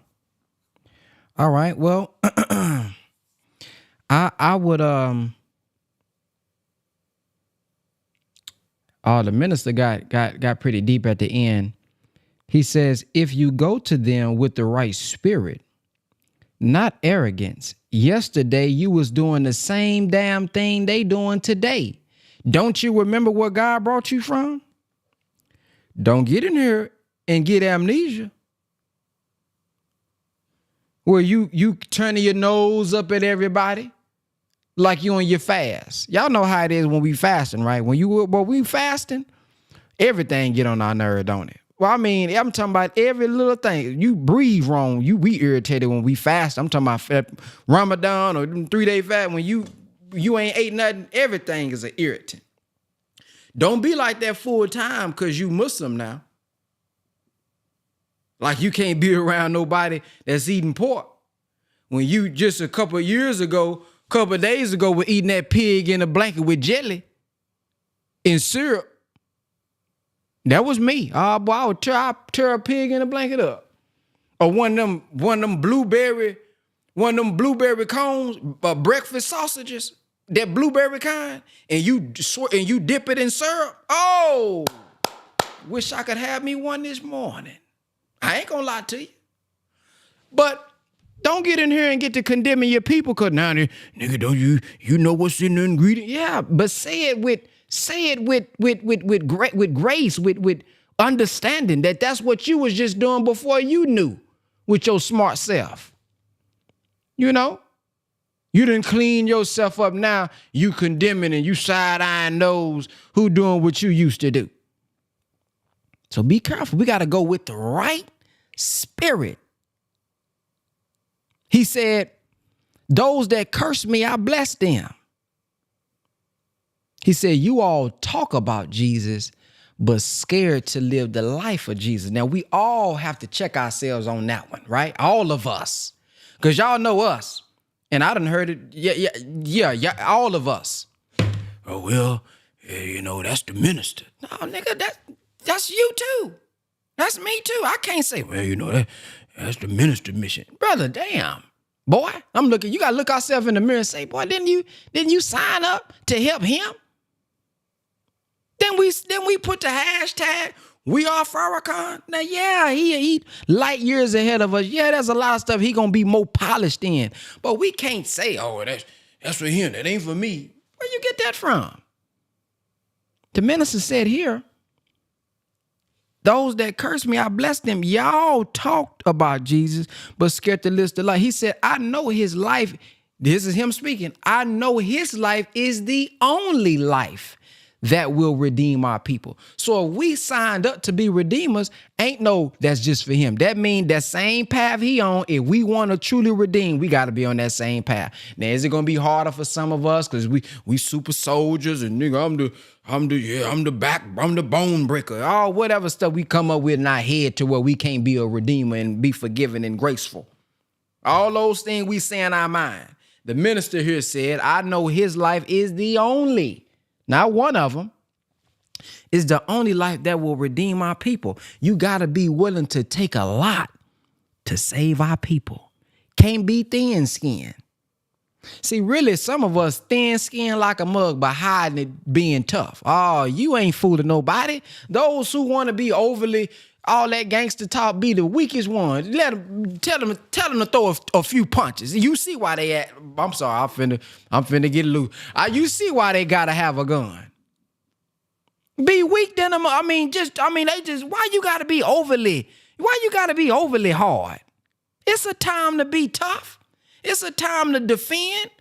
But you do it, you too forthright with it. You hiding something, ain't you? So really, when you can't take it, when you can't not meet like for like, you the one who thin skinned. You think you hard because you easily say, well, F you too, nigga. No, you weak. You ain't strong enough to take it, to take plenty and not meet like for like. That's what turn the other cheek really mean. It don't mean if somebody hits me that I'm gonna turn the other cheek, hit this or no. You might get hit right back in yours. When you throw it, you better put your hands up. Yours finna have some little reds on yours too now. But turn the other cheek means if I'm striving to redeem my brother and he says, get that. Yes, sir, brother. You have a good day. You don't meet him with, what you mean? Like the men was saying, yes, sir, brother. Sorry for bothering you. I'm going to come back tomorrow. Or whatever, your thing. But you don't meet him with that because you know he's in the condition that you're trying to raise him up from. So when they come at us a certain way, oh, y'all nigga, we got to meet him with a certain spirit to show them I'm here to redeem y'all. I'm not here to go back and forth. And I can get in the gutter with you now, but I'm not because I'm here now. And we trying to raise them up to here. That's the process of redemption. That's the price of redemption. Man, that's a hell of a price. When you know you got some cuss words on you, ooh, mama done showed you them, put them, when you got a combo, when you know how to put them cuss words in the right type of combo and they don't know that you got a repertoire, oh, that's a price that you can't say what you really want to say. You can't do what you really want to do. That's a price. Ooh, because you sure can put them together. When you know they saying something about you, but you know good and well some stuff about them, but you just got to hold on to it. Do you know what I could say about you? Now, I done heard what you done said about me, but come on now. Do you know what I could, but you just be like, don't say it. Come on, chill out. Don't even say it. Just take it. That's a price to pay. Because it feel good when you let loose, when you let loose on them. When you can really get it out because they done said what they said about you. Oh, but you got to keep it in. That's a price. Keep it in. Keep your composure. Keep moving forward. Take it on the chin. That's a price, man. So if we not willing to do that, we ain't really with him. If we ain't willing to have that type of sacrifice, we ain't really with him. Because we gonna be tried. Our people gone. And some of them are going to try us purposely to see where we are. I always say, there was a brother on my YouTube channel that did it to me purposely. He said, man, I respect the effort. He said, I really was testing you. He was saying certain things and I was just, responding, not getting in the gutter. He said, man, I just want to see if I can get you out of character. So they're going to be testing you now. Remember the minister said, it's in one of my songs, but I forgot the lecture.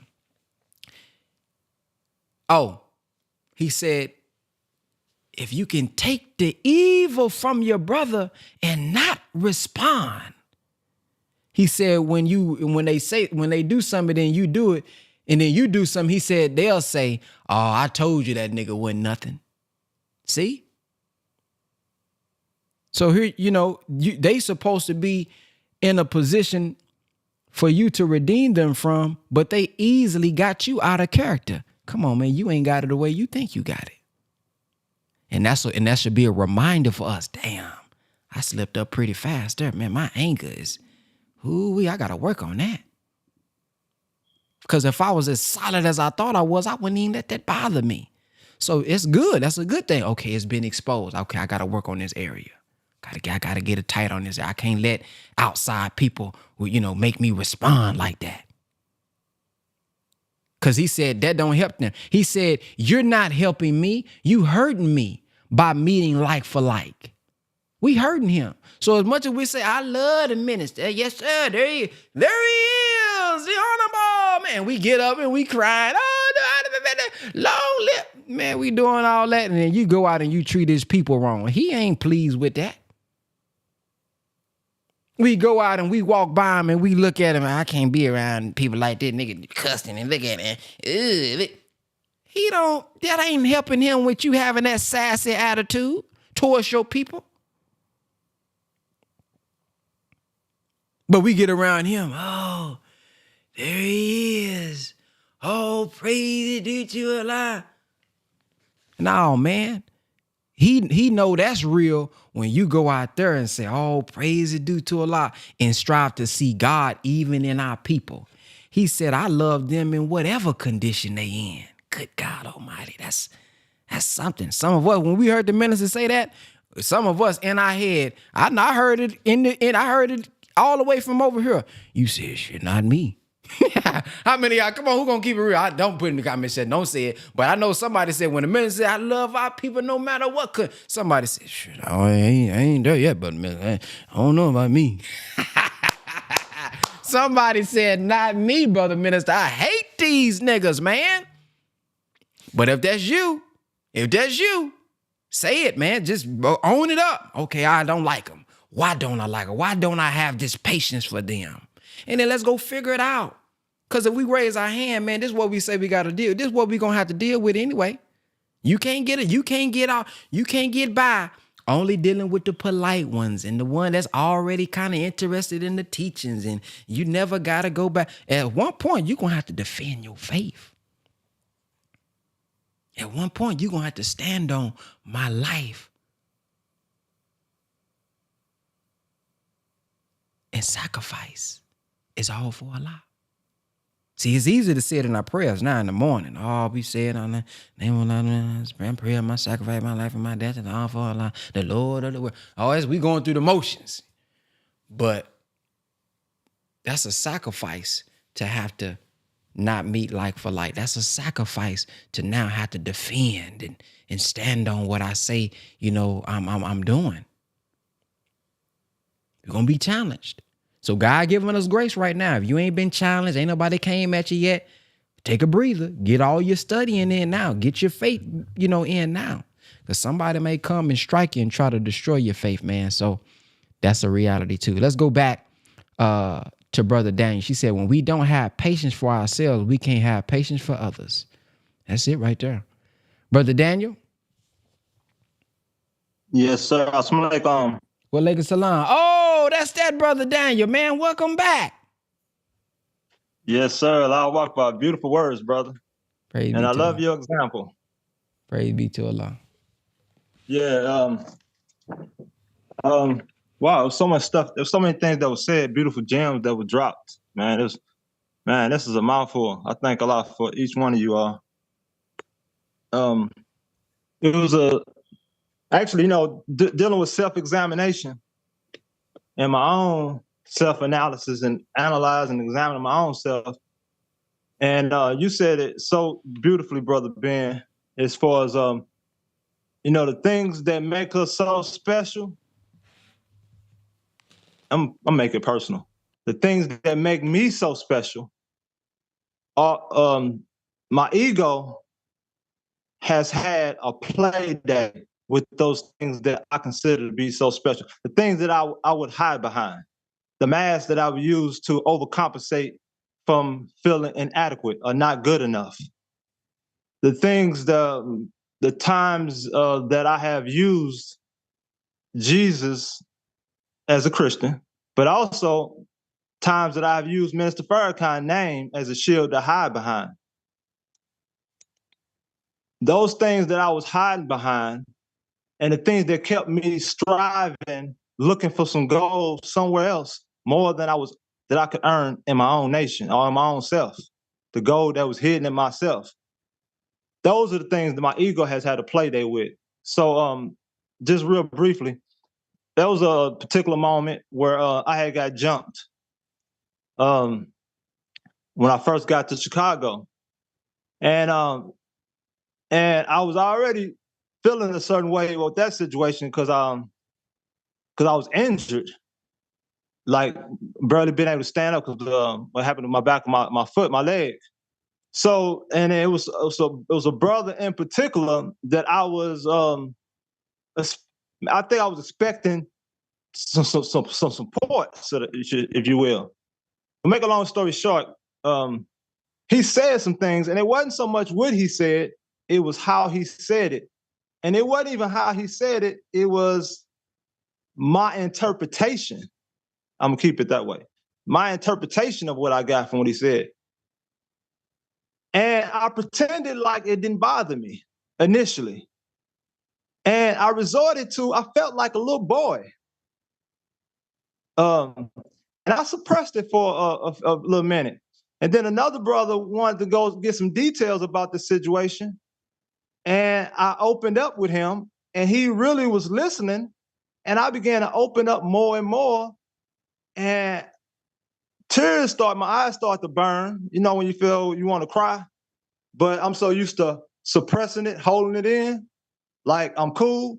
And he began to pry out more and more. And he was like, I had shades on, and he saw some tears come underneath, and he was like, it's okay. Man, what did he say it's okay for? I busted out like a baby. And so the question, when that comes to birth, speaking of 9, in our English lesson C1, it says, why does he fear now since he is a big man? Why does he fear now since he's a big man? Well, how that destruction takes place is a key to how we can build, because right before that number on English lesson C1, number 8, it says, the devil quit fearing him when he was a little boy. So in order for me to understand what was taking place as a big man that I didn't even understand, because I was thinking it was the circumstances, I was thinking it was other people outside of myself. But when I examined what happened to me when I was a little boy, that was a trigger of something happened as a little boy with my father. But I didn't draw the connection. And so I say this to all of us, make a long story short, I had to get audited. That's the bottom line. I had to get audited. And that's how I traced it back to when I was a little boy. Because after getting audited, it showed up. And I couldn't finish that until it was relieved. And now that brother, me and him is real close now. And I love that brother now. And he would have been a good reason, because each city I've gone to, it was always individuals that were similar to his personality type that would stimulate me. And I would put labels on these individuals thinking it was other people. The trader made an interpretation. And I'm speaking of the trader within myself. The trader that is a trader. That trader made an interpretation. And it's an interpretation. It's this diagnosis of what the situation was. So as long as I was thinking it was my environment, I became like a thermometer. But once I traced it back to when I was a little boy and addressed it and confronted it and took the sting out of that, then I became a thermostat where I can determine the environment based on my interpretation. So it's a scripture that I wanted to share briefly. It's in James 1, 2, and 3. It says, consider not that it is, but we have to use mathematics to reinterpret these situations. It says, consider it pure joy, my brothers and sisters, whenever you face trials of many kinds, because you know that the testing of your faith produces perseverance. It didn't say it is pure joy, or that is something like ice cream or something that you really love per se, but it says consider it, meaning that's some calculations we got to say. So there are 3 things that I've learned to say real quickly without even those scriptures per se, but it's wisdom from the scriptures that I say whenever a situation happens. Now, whenever something happens, like some damage to my phone or something unexpectedly happens, small or big, I say to myself, everything happens for a purpose. Immediately. that orientates my mind, because now I don't only have to know how it's gonna. I don't have to know the details. I just say everything happens for a purpose. Then I say all things work together for my good immediately. And I don't have to know even how it's gonna work out together for my good. I just say it knowing it's working. That changed my emotional frame. Then I say every adversity has within it a seed to an equivalent, a greater benefit. Everything has within it a seed to every adversity has within it a seed to an equivalent, a greater benefit. Now it becomes a game. Now I got to go within it and find a seed, something that I thought was trash, something that we usually throw in the trash and consider it junk. I got to think this seed, I got to place it in the right environment, and I got to have faith to cultivate that seed and value that seed and praise God for that seed, knowing that within that seed has the ability to grow to become a tree with more fruit on there, with unlimited seeds, with unlimited trees, something that I considered that was trash, something that I thought that it was nothing. So that was the thought that came to my mind. And so in that message that we listened to, the minister Farrakhan mentioned that the Honorable Elijah Muhammad said that within every word, a divine word is life, light, and power. So in the beginning was the word. So each one of us are like little words. And each situation that I have is a word. Every person, every relationship that I ever had that I misinterpreted events in my life. Those were words that I just didn't understand. And I got drained from all these different words and experiences in my life because I never got understanding on these situations. So it didn't give me life, light, and power. It gave me the opposite of life, light, and power. Wow. But when I got the proper interpretation and said to hell with the traitor within myself, the Satan in myself, and when I got understanding, then then that's when I got life, light, and power from that same situation that was a mess. I found the message that was hidden inside my mess. So the more mess we got, the more potential messages we have from God to take it to other people. And but it's hidden. Everything we're looking for is hidden inside our mess. So the more mess we got, the more potential messages we got. If we got a little mess, we got a little message. We got a big mess, and we got a big message. And I'm pretty sure that all of us got a bunch of mess. And if we can't find no mess in ourselves, it's around us somewhere. But that was a thought. My goodness, man, all praise is due to Allah, man. We happy to have you back, man. I missed them breakdowns where you bringing the technology into it and you tying it with the teachings and you're tying it with your, oh, man. Woo! Missed them times, brother. So we appreciate you being back. You made me think about something as you were saying that, man. Dang, that's powerful. We are words.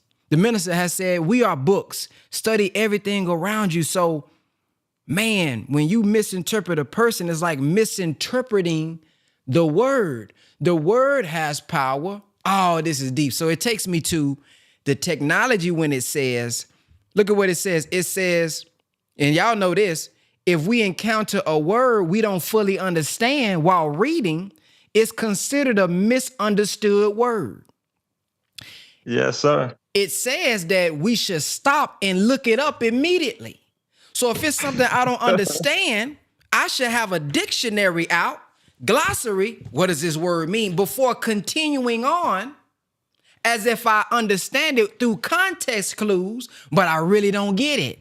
Oh, man, you bringing it home, Brother Dane. Then it says, as going past it without clarification is seen as a major obstacle to learning and can lead to confusion and lack of comprehension.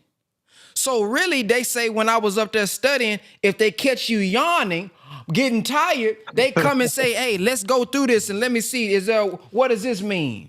What does that mean? They want to make sure that you're understanding, because the yawn is a symptom of you not understanding something. So when I say, man, I get sleepy when I read, I never understood what that meant until they said, yeah, you're probably going through too many misunderstood words. Oh my God. So when we dealing Hey, with bro. people and we dealing with individuals, we should stop and understand that this is a word being sent to me that I may just not understand. But if I stop, analyze it, don't just move past it and assume, I may get the substance and power that God wants me to get out of it. Ooh, go ahead, bud. Now I know you finna bounce back off of that. Go ahead. That was beautiful, bro. I love you how you tied it in. Beautiful, beautiful, beautiful. I love you, bro. Hey, check this out. This is a true story. That situation with my father, right? Man, I was so bitter at him and so cold and distant from him emotionally. The trader within made an interpretation. And it's always a misdiagnosis. Always a misdiagnosis. That's why the scripture says all things work together for the good, for those who love God and are called according to his purpose. It didn't say some things. It didn't say a few things. It didn't say the things we prayed for. Come on. Or the things that have been on our prayer list, or things as our goals, our accomplishments. It said all things work together for the good, for those who love God and are called according to his purpose. But I was so bitter at my father, and it affected all my relationships. It opened me up, that misinterpretation opened me up to be sexually abused as a young boy because of a misinterpretation that I have gotten. So, you know, to clear up that word, I had to go back.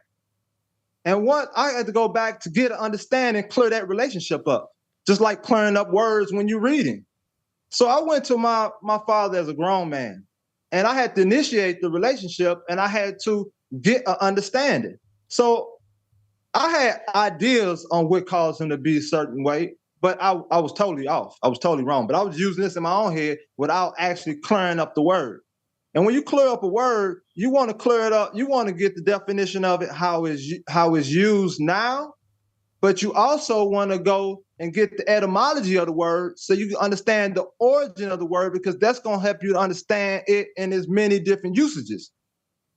So every person, every situation, every person, every relationship has an etymology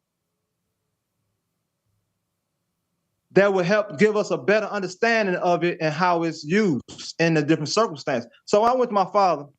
I asked him, I said, who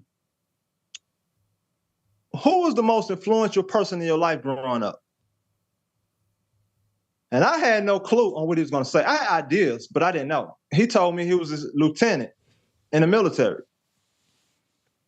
I never known about his lieutenant in the military. I never heard about him. That was a twist ball. I mean, a curveball, if you will.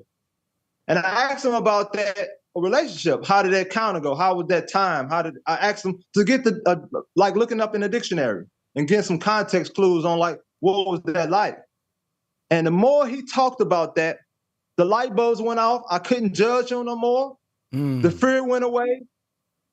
And I understood him not just then, I understood him. And that explained everything that I experienced all through life growing up. They explained to him why him and my mother got a divorce. They helped me understand everything about him. Well, so much stuff about him just by telling me that information. The way his lieutenant talked to him in basic training, because he had me when he was in the military. So the way his lieutenant talked to him in the military is how he talked to me as a little boy. That's why when it says, why did he put fear in the devil? Why did the devil put fear in him when he was why does he fear now since he's a big man? And number 8 says, he put, because the devil taught him, devil taught him to eat the wrong food. Yeah, that too. But the one number 8 says, and put fear in him when he was a little boy. He was a little boy. So the way he talked to me as a little boy was just all I heard was the tone of voice was like when he was his lieutenant in the military. So my interpretation, the traitor, the ego within myself made an interpretation that he don't love me. So communication cut off. I didn't have no affinity, no closeness toward him. And I didn't understand his reality. He wouldn't understand my reality because I would cut down communication with him. And I learned to put on a mask.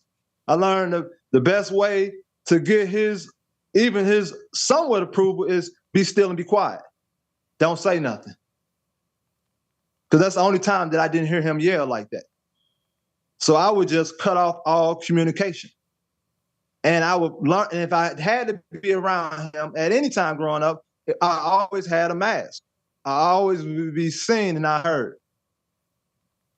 So, but the more that made us closer. So that same thing with, that was the situation I told you about with the stimulation that happened even when I came to Chicago. The brother that was a lieutenant, it was enough things in common with my father that whenever I would hear a tone of voice, I would resort to how I felt as a little boy.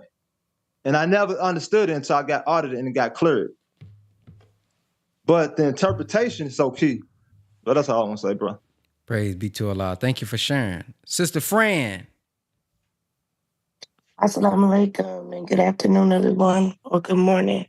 I have two things this morning. And to echo off of what Brother Daniel just talked about realizing that every time something is happening with you, around you, things I have a tendency to think the same way about things happening for a reason. And I truly believe so. And with that being said, for about, I guess, a year now, a little over a year, I've been listening to the power call. And one of the things that sticks with me, and early this year when I started to visit my local mosque, one of the things that sticks with me every day now is knowing yourself. You have to know yourself. And I've started to pick up on some of those things now. And what I feel that helps me do, that helps me better react to situations in my life. And there was a few situations recently that I had to deal with or that came about. And just like Sister Randisha said, you got to know which ones to fight. And I've learned to become more assertive in certain situations and not have to worry about, I don't care what you think, but no, this is the right thing to do and say at this very moment. And if nothing needs to be said, I've learned to just simply walk away. And that wasn't always easy for me. So the bottom line to that one is that I feel like I'm learning to really understand myself more. Why I would react to certain situations a certain way. Why would I get so upset and allow another person to bring me to a different place where I shouldn't have? And then the second thing is, yesterday, there was talk yesterday afternoon about not giving up and pushing forward to the things that you want to do and your goal. And I once heard this like analogy. It's like a story, and it talked about uh, a, a man and his son driving down the freeway, and it began to rain very, very hard. And at some point, the son wanted to like pull over, and his dad just said, "Keep on going. No, keep on going." And he kept going, but he kept saying, "But it's getting worse. I really can't see," and things like that. I mean, in reality, for me, if it got too bad, I felt like maybe I need to pull over because I can't see. But again, this is just like an analogy. And so he kept going, he kept going. His dad just told him, keep going, keep going. And he keeps going. And towards the end, um, sometimes when you're driving down the freeway, you're on a road trip, it's raining and all of a sudden the sun is out. So he's like, so he gets to that point and he's like, man, Dad, that was really scary. I didn't really, I really felt like I couldn't see or, maybe I needed to pull over, but you kept telling me to go. He said, and if you didn't keep going, you'd still be back there with everybody else, but you pushed through. So I say that to say, again, not everybody would have continued pushing forward, on the road. But again, that was just an analogy to say about yesterday's talk about pushing forward. Don't worry about what other people are doing around you. Just focus on you and keep going. And when you get where you want to be and need to be for yourself, then you be happy with yourself. So that's all I have. Yes, ma'am. Thank you for sharing. And then we're going to close out with Brother Daniel. Yes, sir, brother. I just wanted to bear witness. I thank Allah for Brother Daniel's comments. And me and that brother chop it up quite frequently. He's always eloquent and deep, especially with his study in the science of Dianetics. I can remember what the minister said, what separates man from God is emotion. Emotion. And our brother Daniel spoke so eloquently to one of our study guides, rising above emotion into the thinking of God. And just hearing him with such detailed analysis, I know the brother studies. I just want to say that it is the study guides and the technology of Dianetics to get our engrams out the way, which will help us use the study guides, that will give us what we need to reflect God. So today is Friday. Everybody who is so enthused, tune in. And I know, Brother Ben, you're gonna uplift it. Get in them classes and get that self-improvement course, 21 study guides, so that as our sister Jamie said, we can read our own book. We can face our own mirror and not allow fear of what people think to speak about what our Allah already knows. That's all, family. Praise be to Allah. Man, this has been a great power call. I'm saying this might be one of our best ones of the month, man. So thank everybody who shared. Y'all see how good it is when everybody's sharing? See how good it is when everybody's starting to give their feedback and add on in and not be scared? Yeah, so man, this is a good one, man. Thank you all for listening. And today is Friday, man. So use your weekend wisely, man. And if you work a 9 to 5 and you don't have time to do a lot for yourself, use this weekend to do something for yourself. If you ain't been productive all week, if you've been missing doing what you're supposed to be doing all week, this weekend, don't say, man, let me take a rest. Take a rest from what? What you resting from? If you ain't been productive, and remember, work is a formula that the minister gave us. Work is force times distance. So if you've been claiming that you've been working, but there's been no distance, you have not gotten closer to your goal, then technically we have done no work. We've been kind of busy. We've been moving around, but we ain't got no work done, right? So use this weekend. Don't talk about, oh, I'm finna chill and I'm finna relax and I'm finna, you ain't did nothing all week. You ain't did nothing all week. And y'all hope that Mike Tyson knock him out tonight. Yeah, because it's going to be mad. I'm going to be mad in the mug if Mike Tyson let him knock him out, man. Mike can't go out like that. Mike doing that video talking about, man, he don't care about his legacy. Come on, Mike, do it for the culture, brother. Damn, don't let him, you know what I mean? Yeah, knock him out, man. Don't let that happen. No, but anyways, man, y'all have a blacktastic weekend, man, and remember that today is the youngest that you're going to ever be. I want to keep saying this because people are getting old, man. And people around me are getting older. And I be thinking about that. I'm looking at people getting these gray heads, man. And people ain't able to go play basketball how we used to play. And they just ain't got it no more. You know what I mean? It's like, man, people are getting old, man. It's too. I know I'm finna go into something. I'm finna rant. I need to get off. But man, ain't y'all seeing this? People getting old. Man, people getting old, and they're not able to do what they used to be able to do.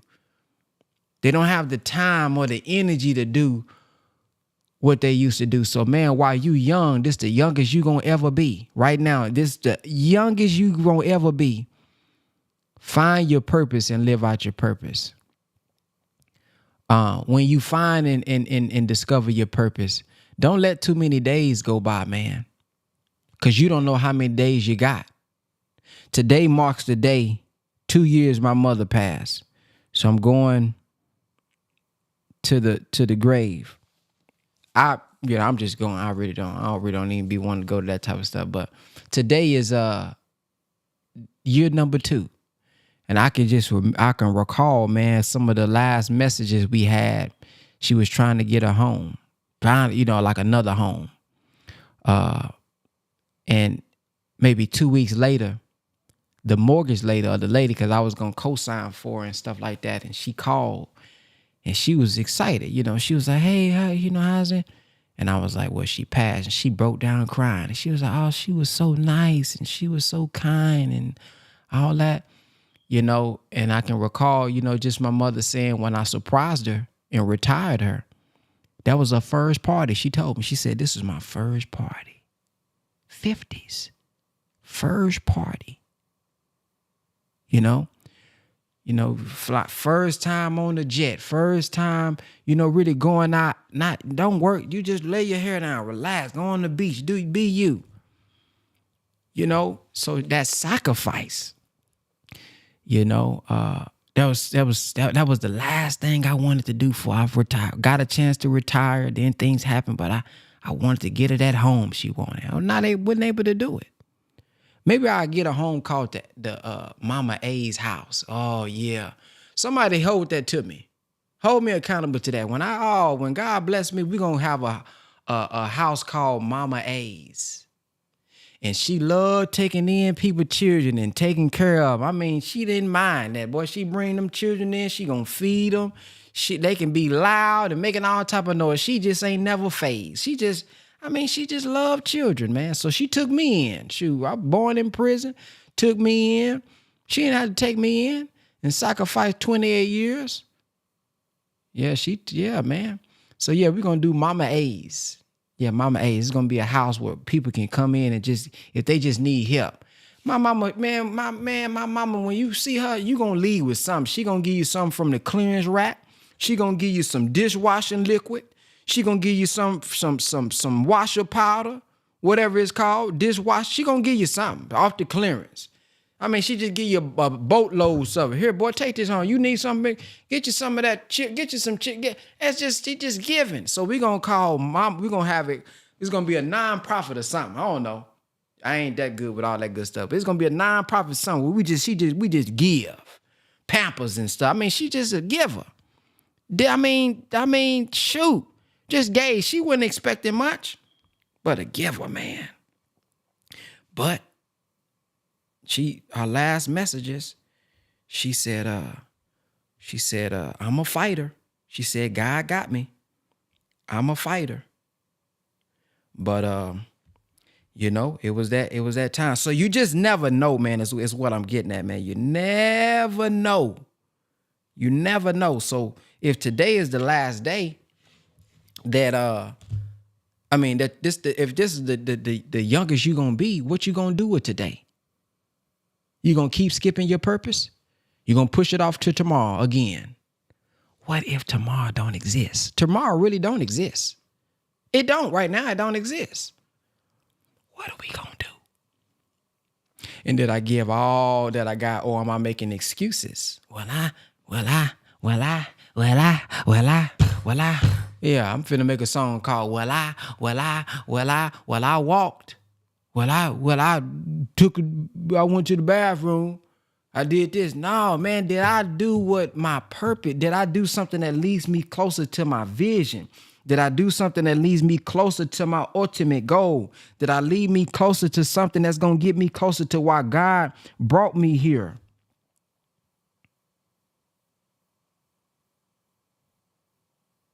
That's scary.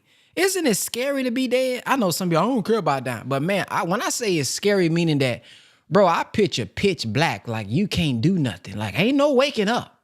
Man, that's the most boring thing I can think about. I can't think. I can't look at nothing. I can't eat nothing. I can't move around. I can't impact. I can't solve a problem. Like that just seems so boring. And then we have life. Have y'all ever given somebody a gift and they just didn't seem like they appreciated it? Oh, this one, I'm finna end with this one. Have you ever felt like somebody did not appreciate you? Man, I done did all this here. I done bought you this and you ain't even use it. Oh, I done did this for you and you ain't even say thank you. You don't even say as much as I appreciate you. How many of y'all, come on, sisters. Y'all sure know what that mean, don't you? You cleaning up, you washing, nigga just don't appreciate nothing. Come on, y'all know how that feel, don't you? Well, how you think God feel? This man done gave you life. You wouldn't be able to wash now dish. You wouldn't be able to fold now shirt if you didn't have life. Brother, you wouldn't be able to pay now. We wouldn't be able to pay now bill with our life. But then he give us life and we don't even use it. Oh, you get upset at your sister, at your brother, at your husband, at your wife, at your daddy, at your son. How they ungrateful? They just ungrateful. What about when God giving you life 24 hours and you wasting it, not improving, not doing what you told him you was gonna do, but you be mad in the mug when somebody don't do what they told you they was gonna do, don't you?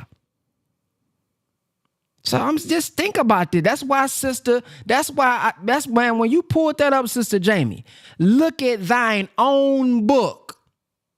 That was heavy. Look at thine own book. When you look at your own book, it should make you so merciful. I personally don't see how people are not merciful. Some people in my group chat, they like, Brother Ben, you just so forgiving. You forgive every damn thing. Here he go. And I know and I get it. I'll be too merciful sometimes. I'll be like, oh, no, that brother, he'll get it together. But man, that brother, he way out of pocket. But I still be trying to find good. Because in my mind, bro, damn, boy, look at how much God done forgave you. You knucklehead, you don't know much. You done made mistakes. So how can I be so hard and so, but you didn't do it on time? How can I be that way? When I didn't do what I said I was going to do on time for the God. When I told God I'm finna get up and I'm finna pray and I didn't pray. You see? How? I mean, it boggles me how you can commit. God, if you get me out of this one, God, I'll never do it again. And your butt did it 5 more times.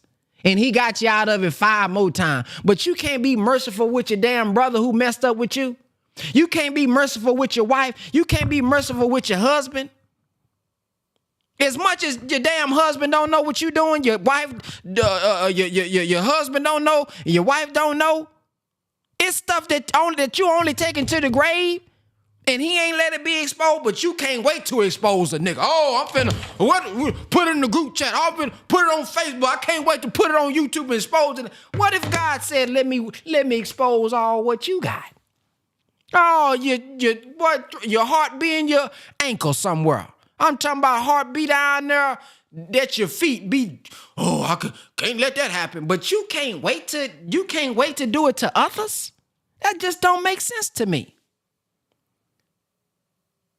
As merciful, as much as, we done made mistake after mistake after mistake after mistake. Now, I'm not saying, brother, you gotta forgive everything. So I gotta work on that. Because some stuff, damn, boy, you can't take that. But it's like, in my mind, damn, boy, you ain't as much as imperfect as you is. Who are you to be super dictator? Check, the teacher that can't let nobody slide. I don't know, man. I don't know.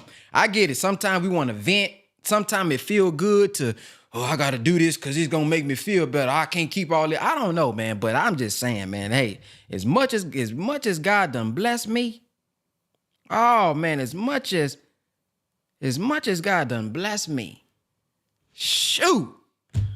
I think about the times I used to smoke. Listen, I used to be in the hood, man. I used to be in the hood and watch the older folks.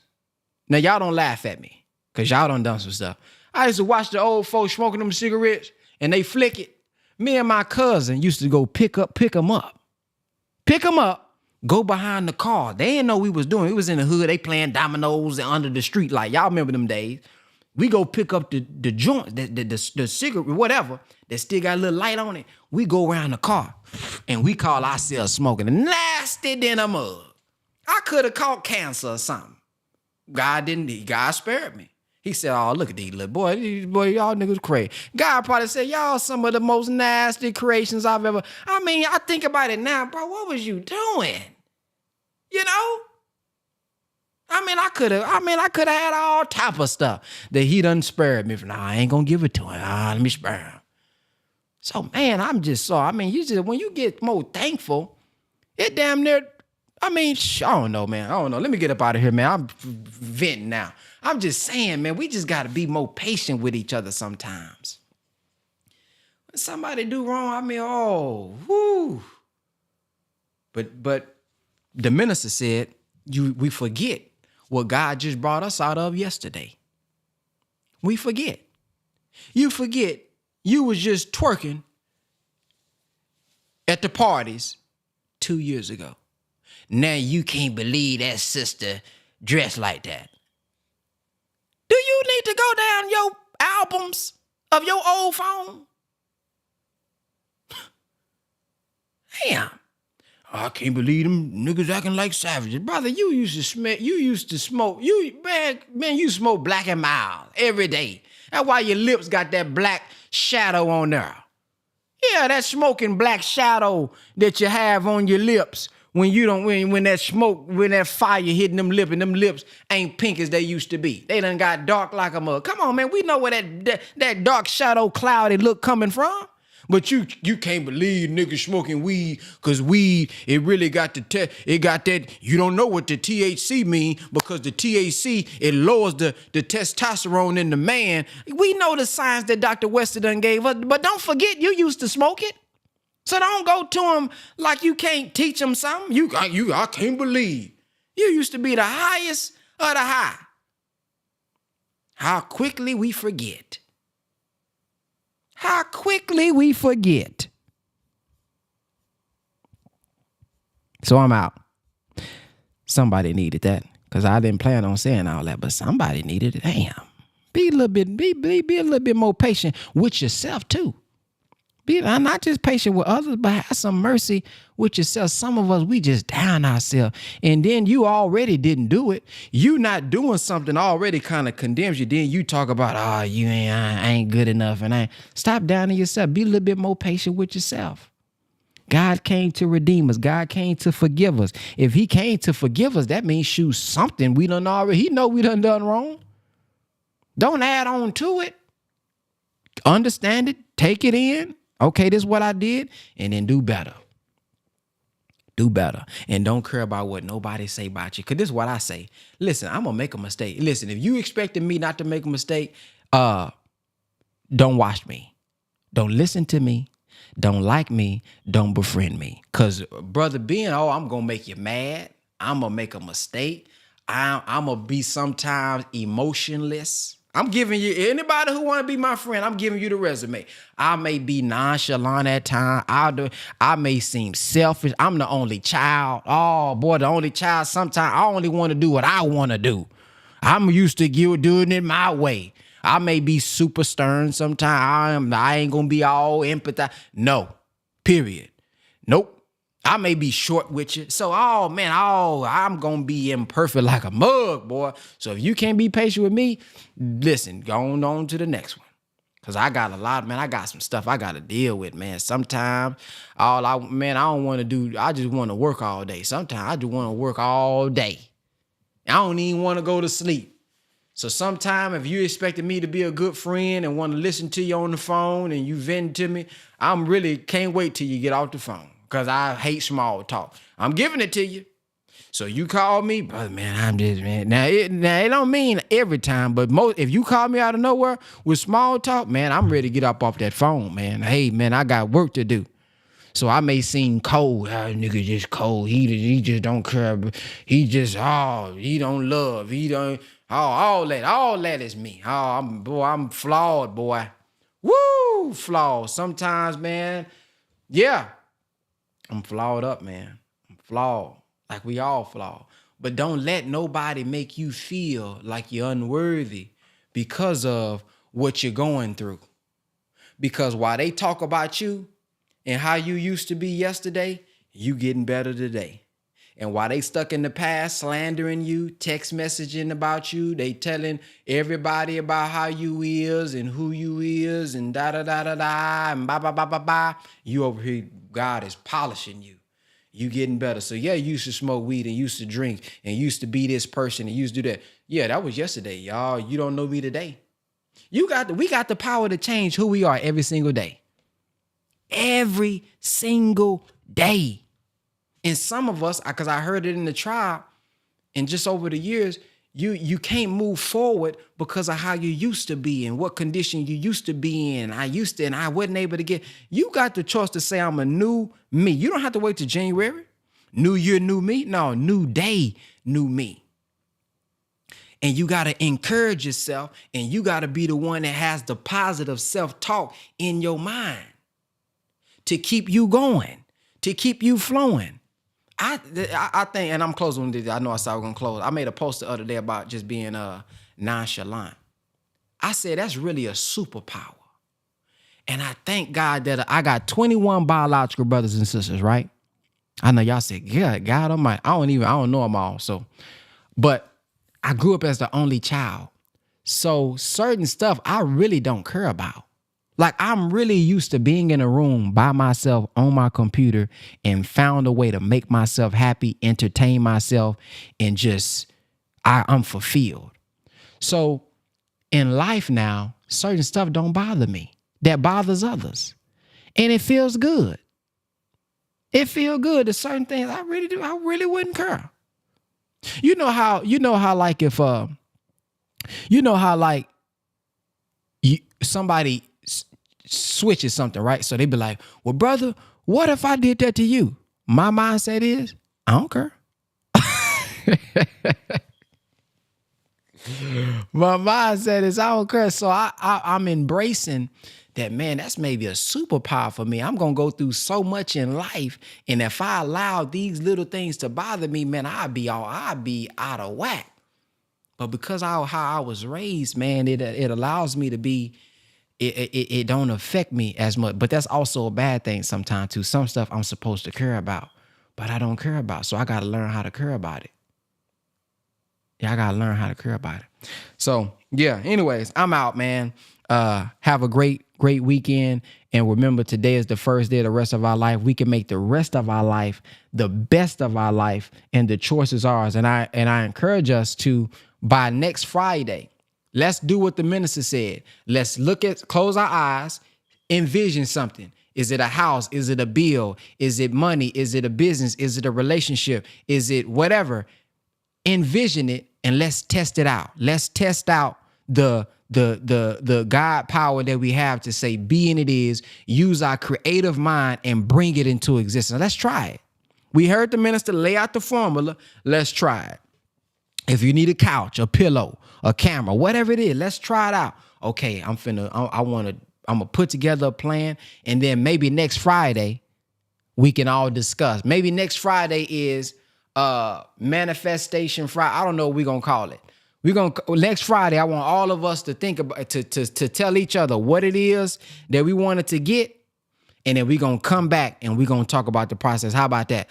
Yeah. How about after today, we're going to put in school, right? In the school section. Hey, maybe Sister Mecca. Sister Mecca is going to be over the... Sister Mecca, if you can put a post and pin it. Hey, what is something that you want to manifest before next Friday? And everybody putting what they going to do. Everybody putting over everybody. And then maybe during the week, we can update each other. Hey, where you at? How far you away? Hey, you going to do it? You know what I mean? Now, don't say I want to give me $1 million home by next week. Start off with something realistic. You know, put something in there, and then next Friday, we can all dialogue about what we did, you know, what we could have done better. You know, if we got it, oh, man, I think that'd be cool. Yeah, we're going to call it Future Friday, all right? So I'm really out this time. Peace, because I got a meeting I got to get to. Assalamu alaikum, and have a black-tastic day. Boom. Is Brother Ben here? Brother Ben.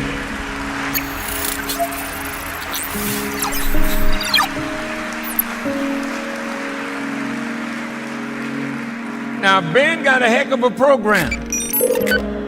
A lot of people listening to Brother Ben.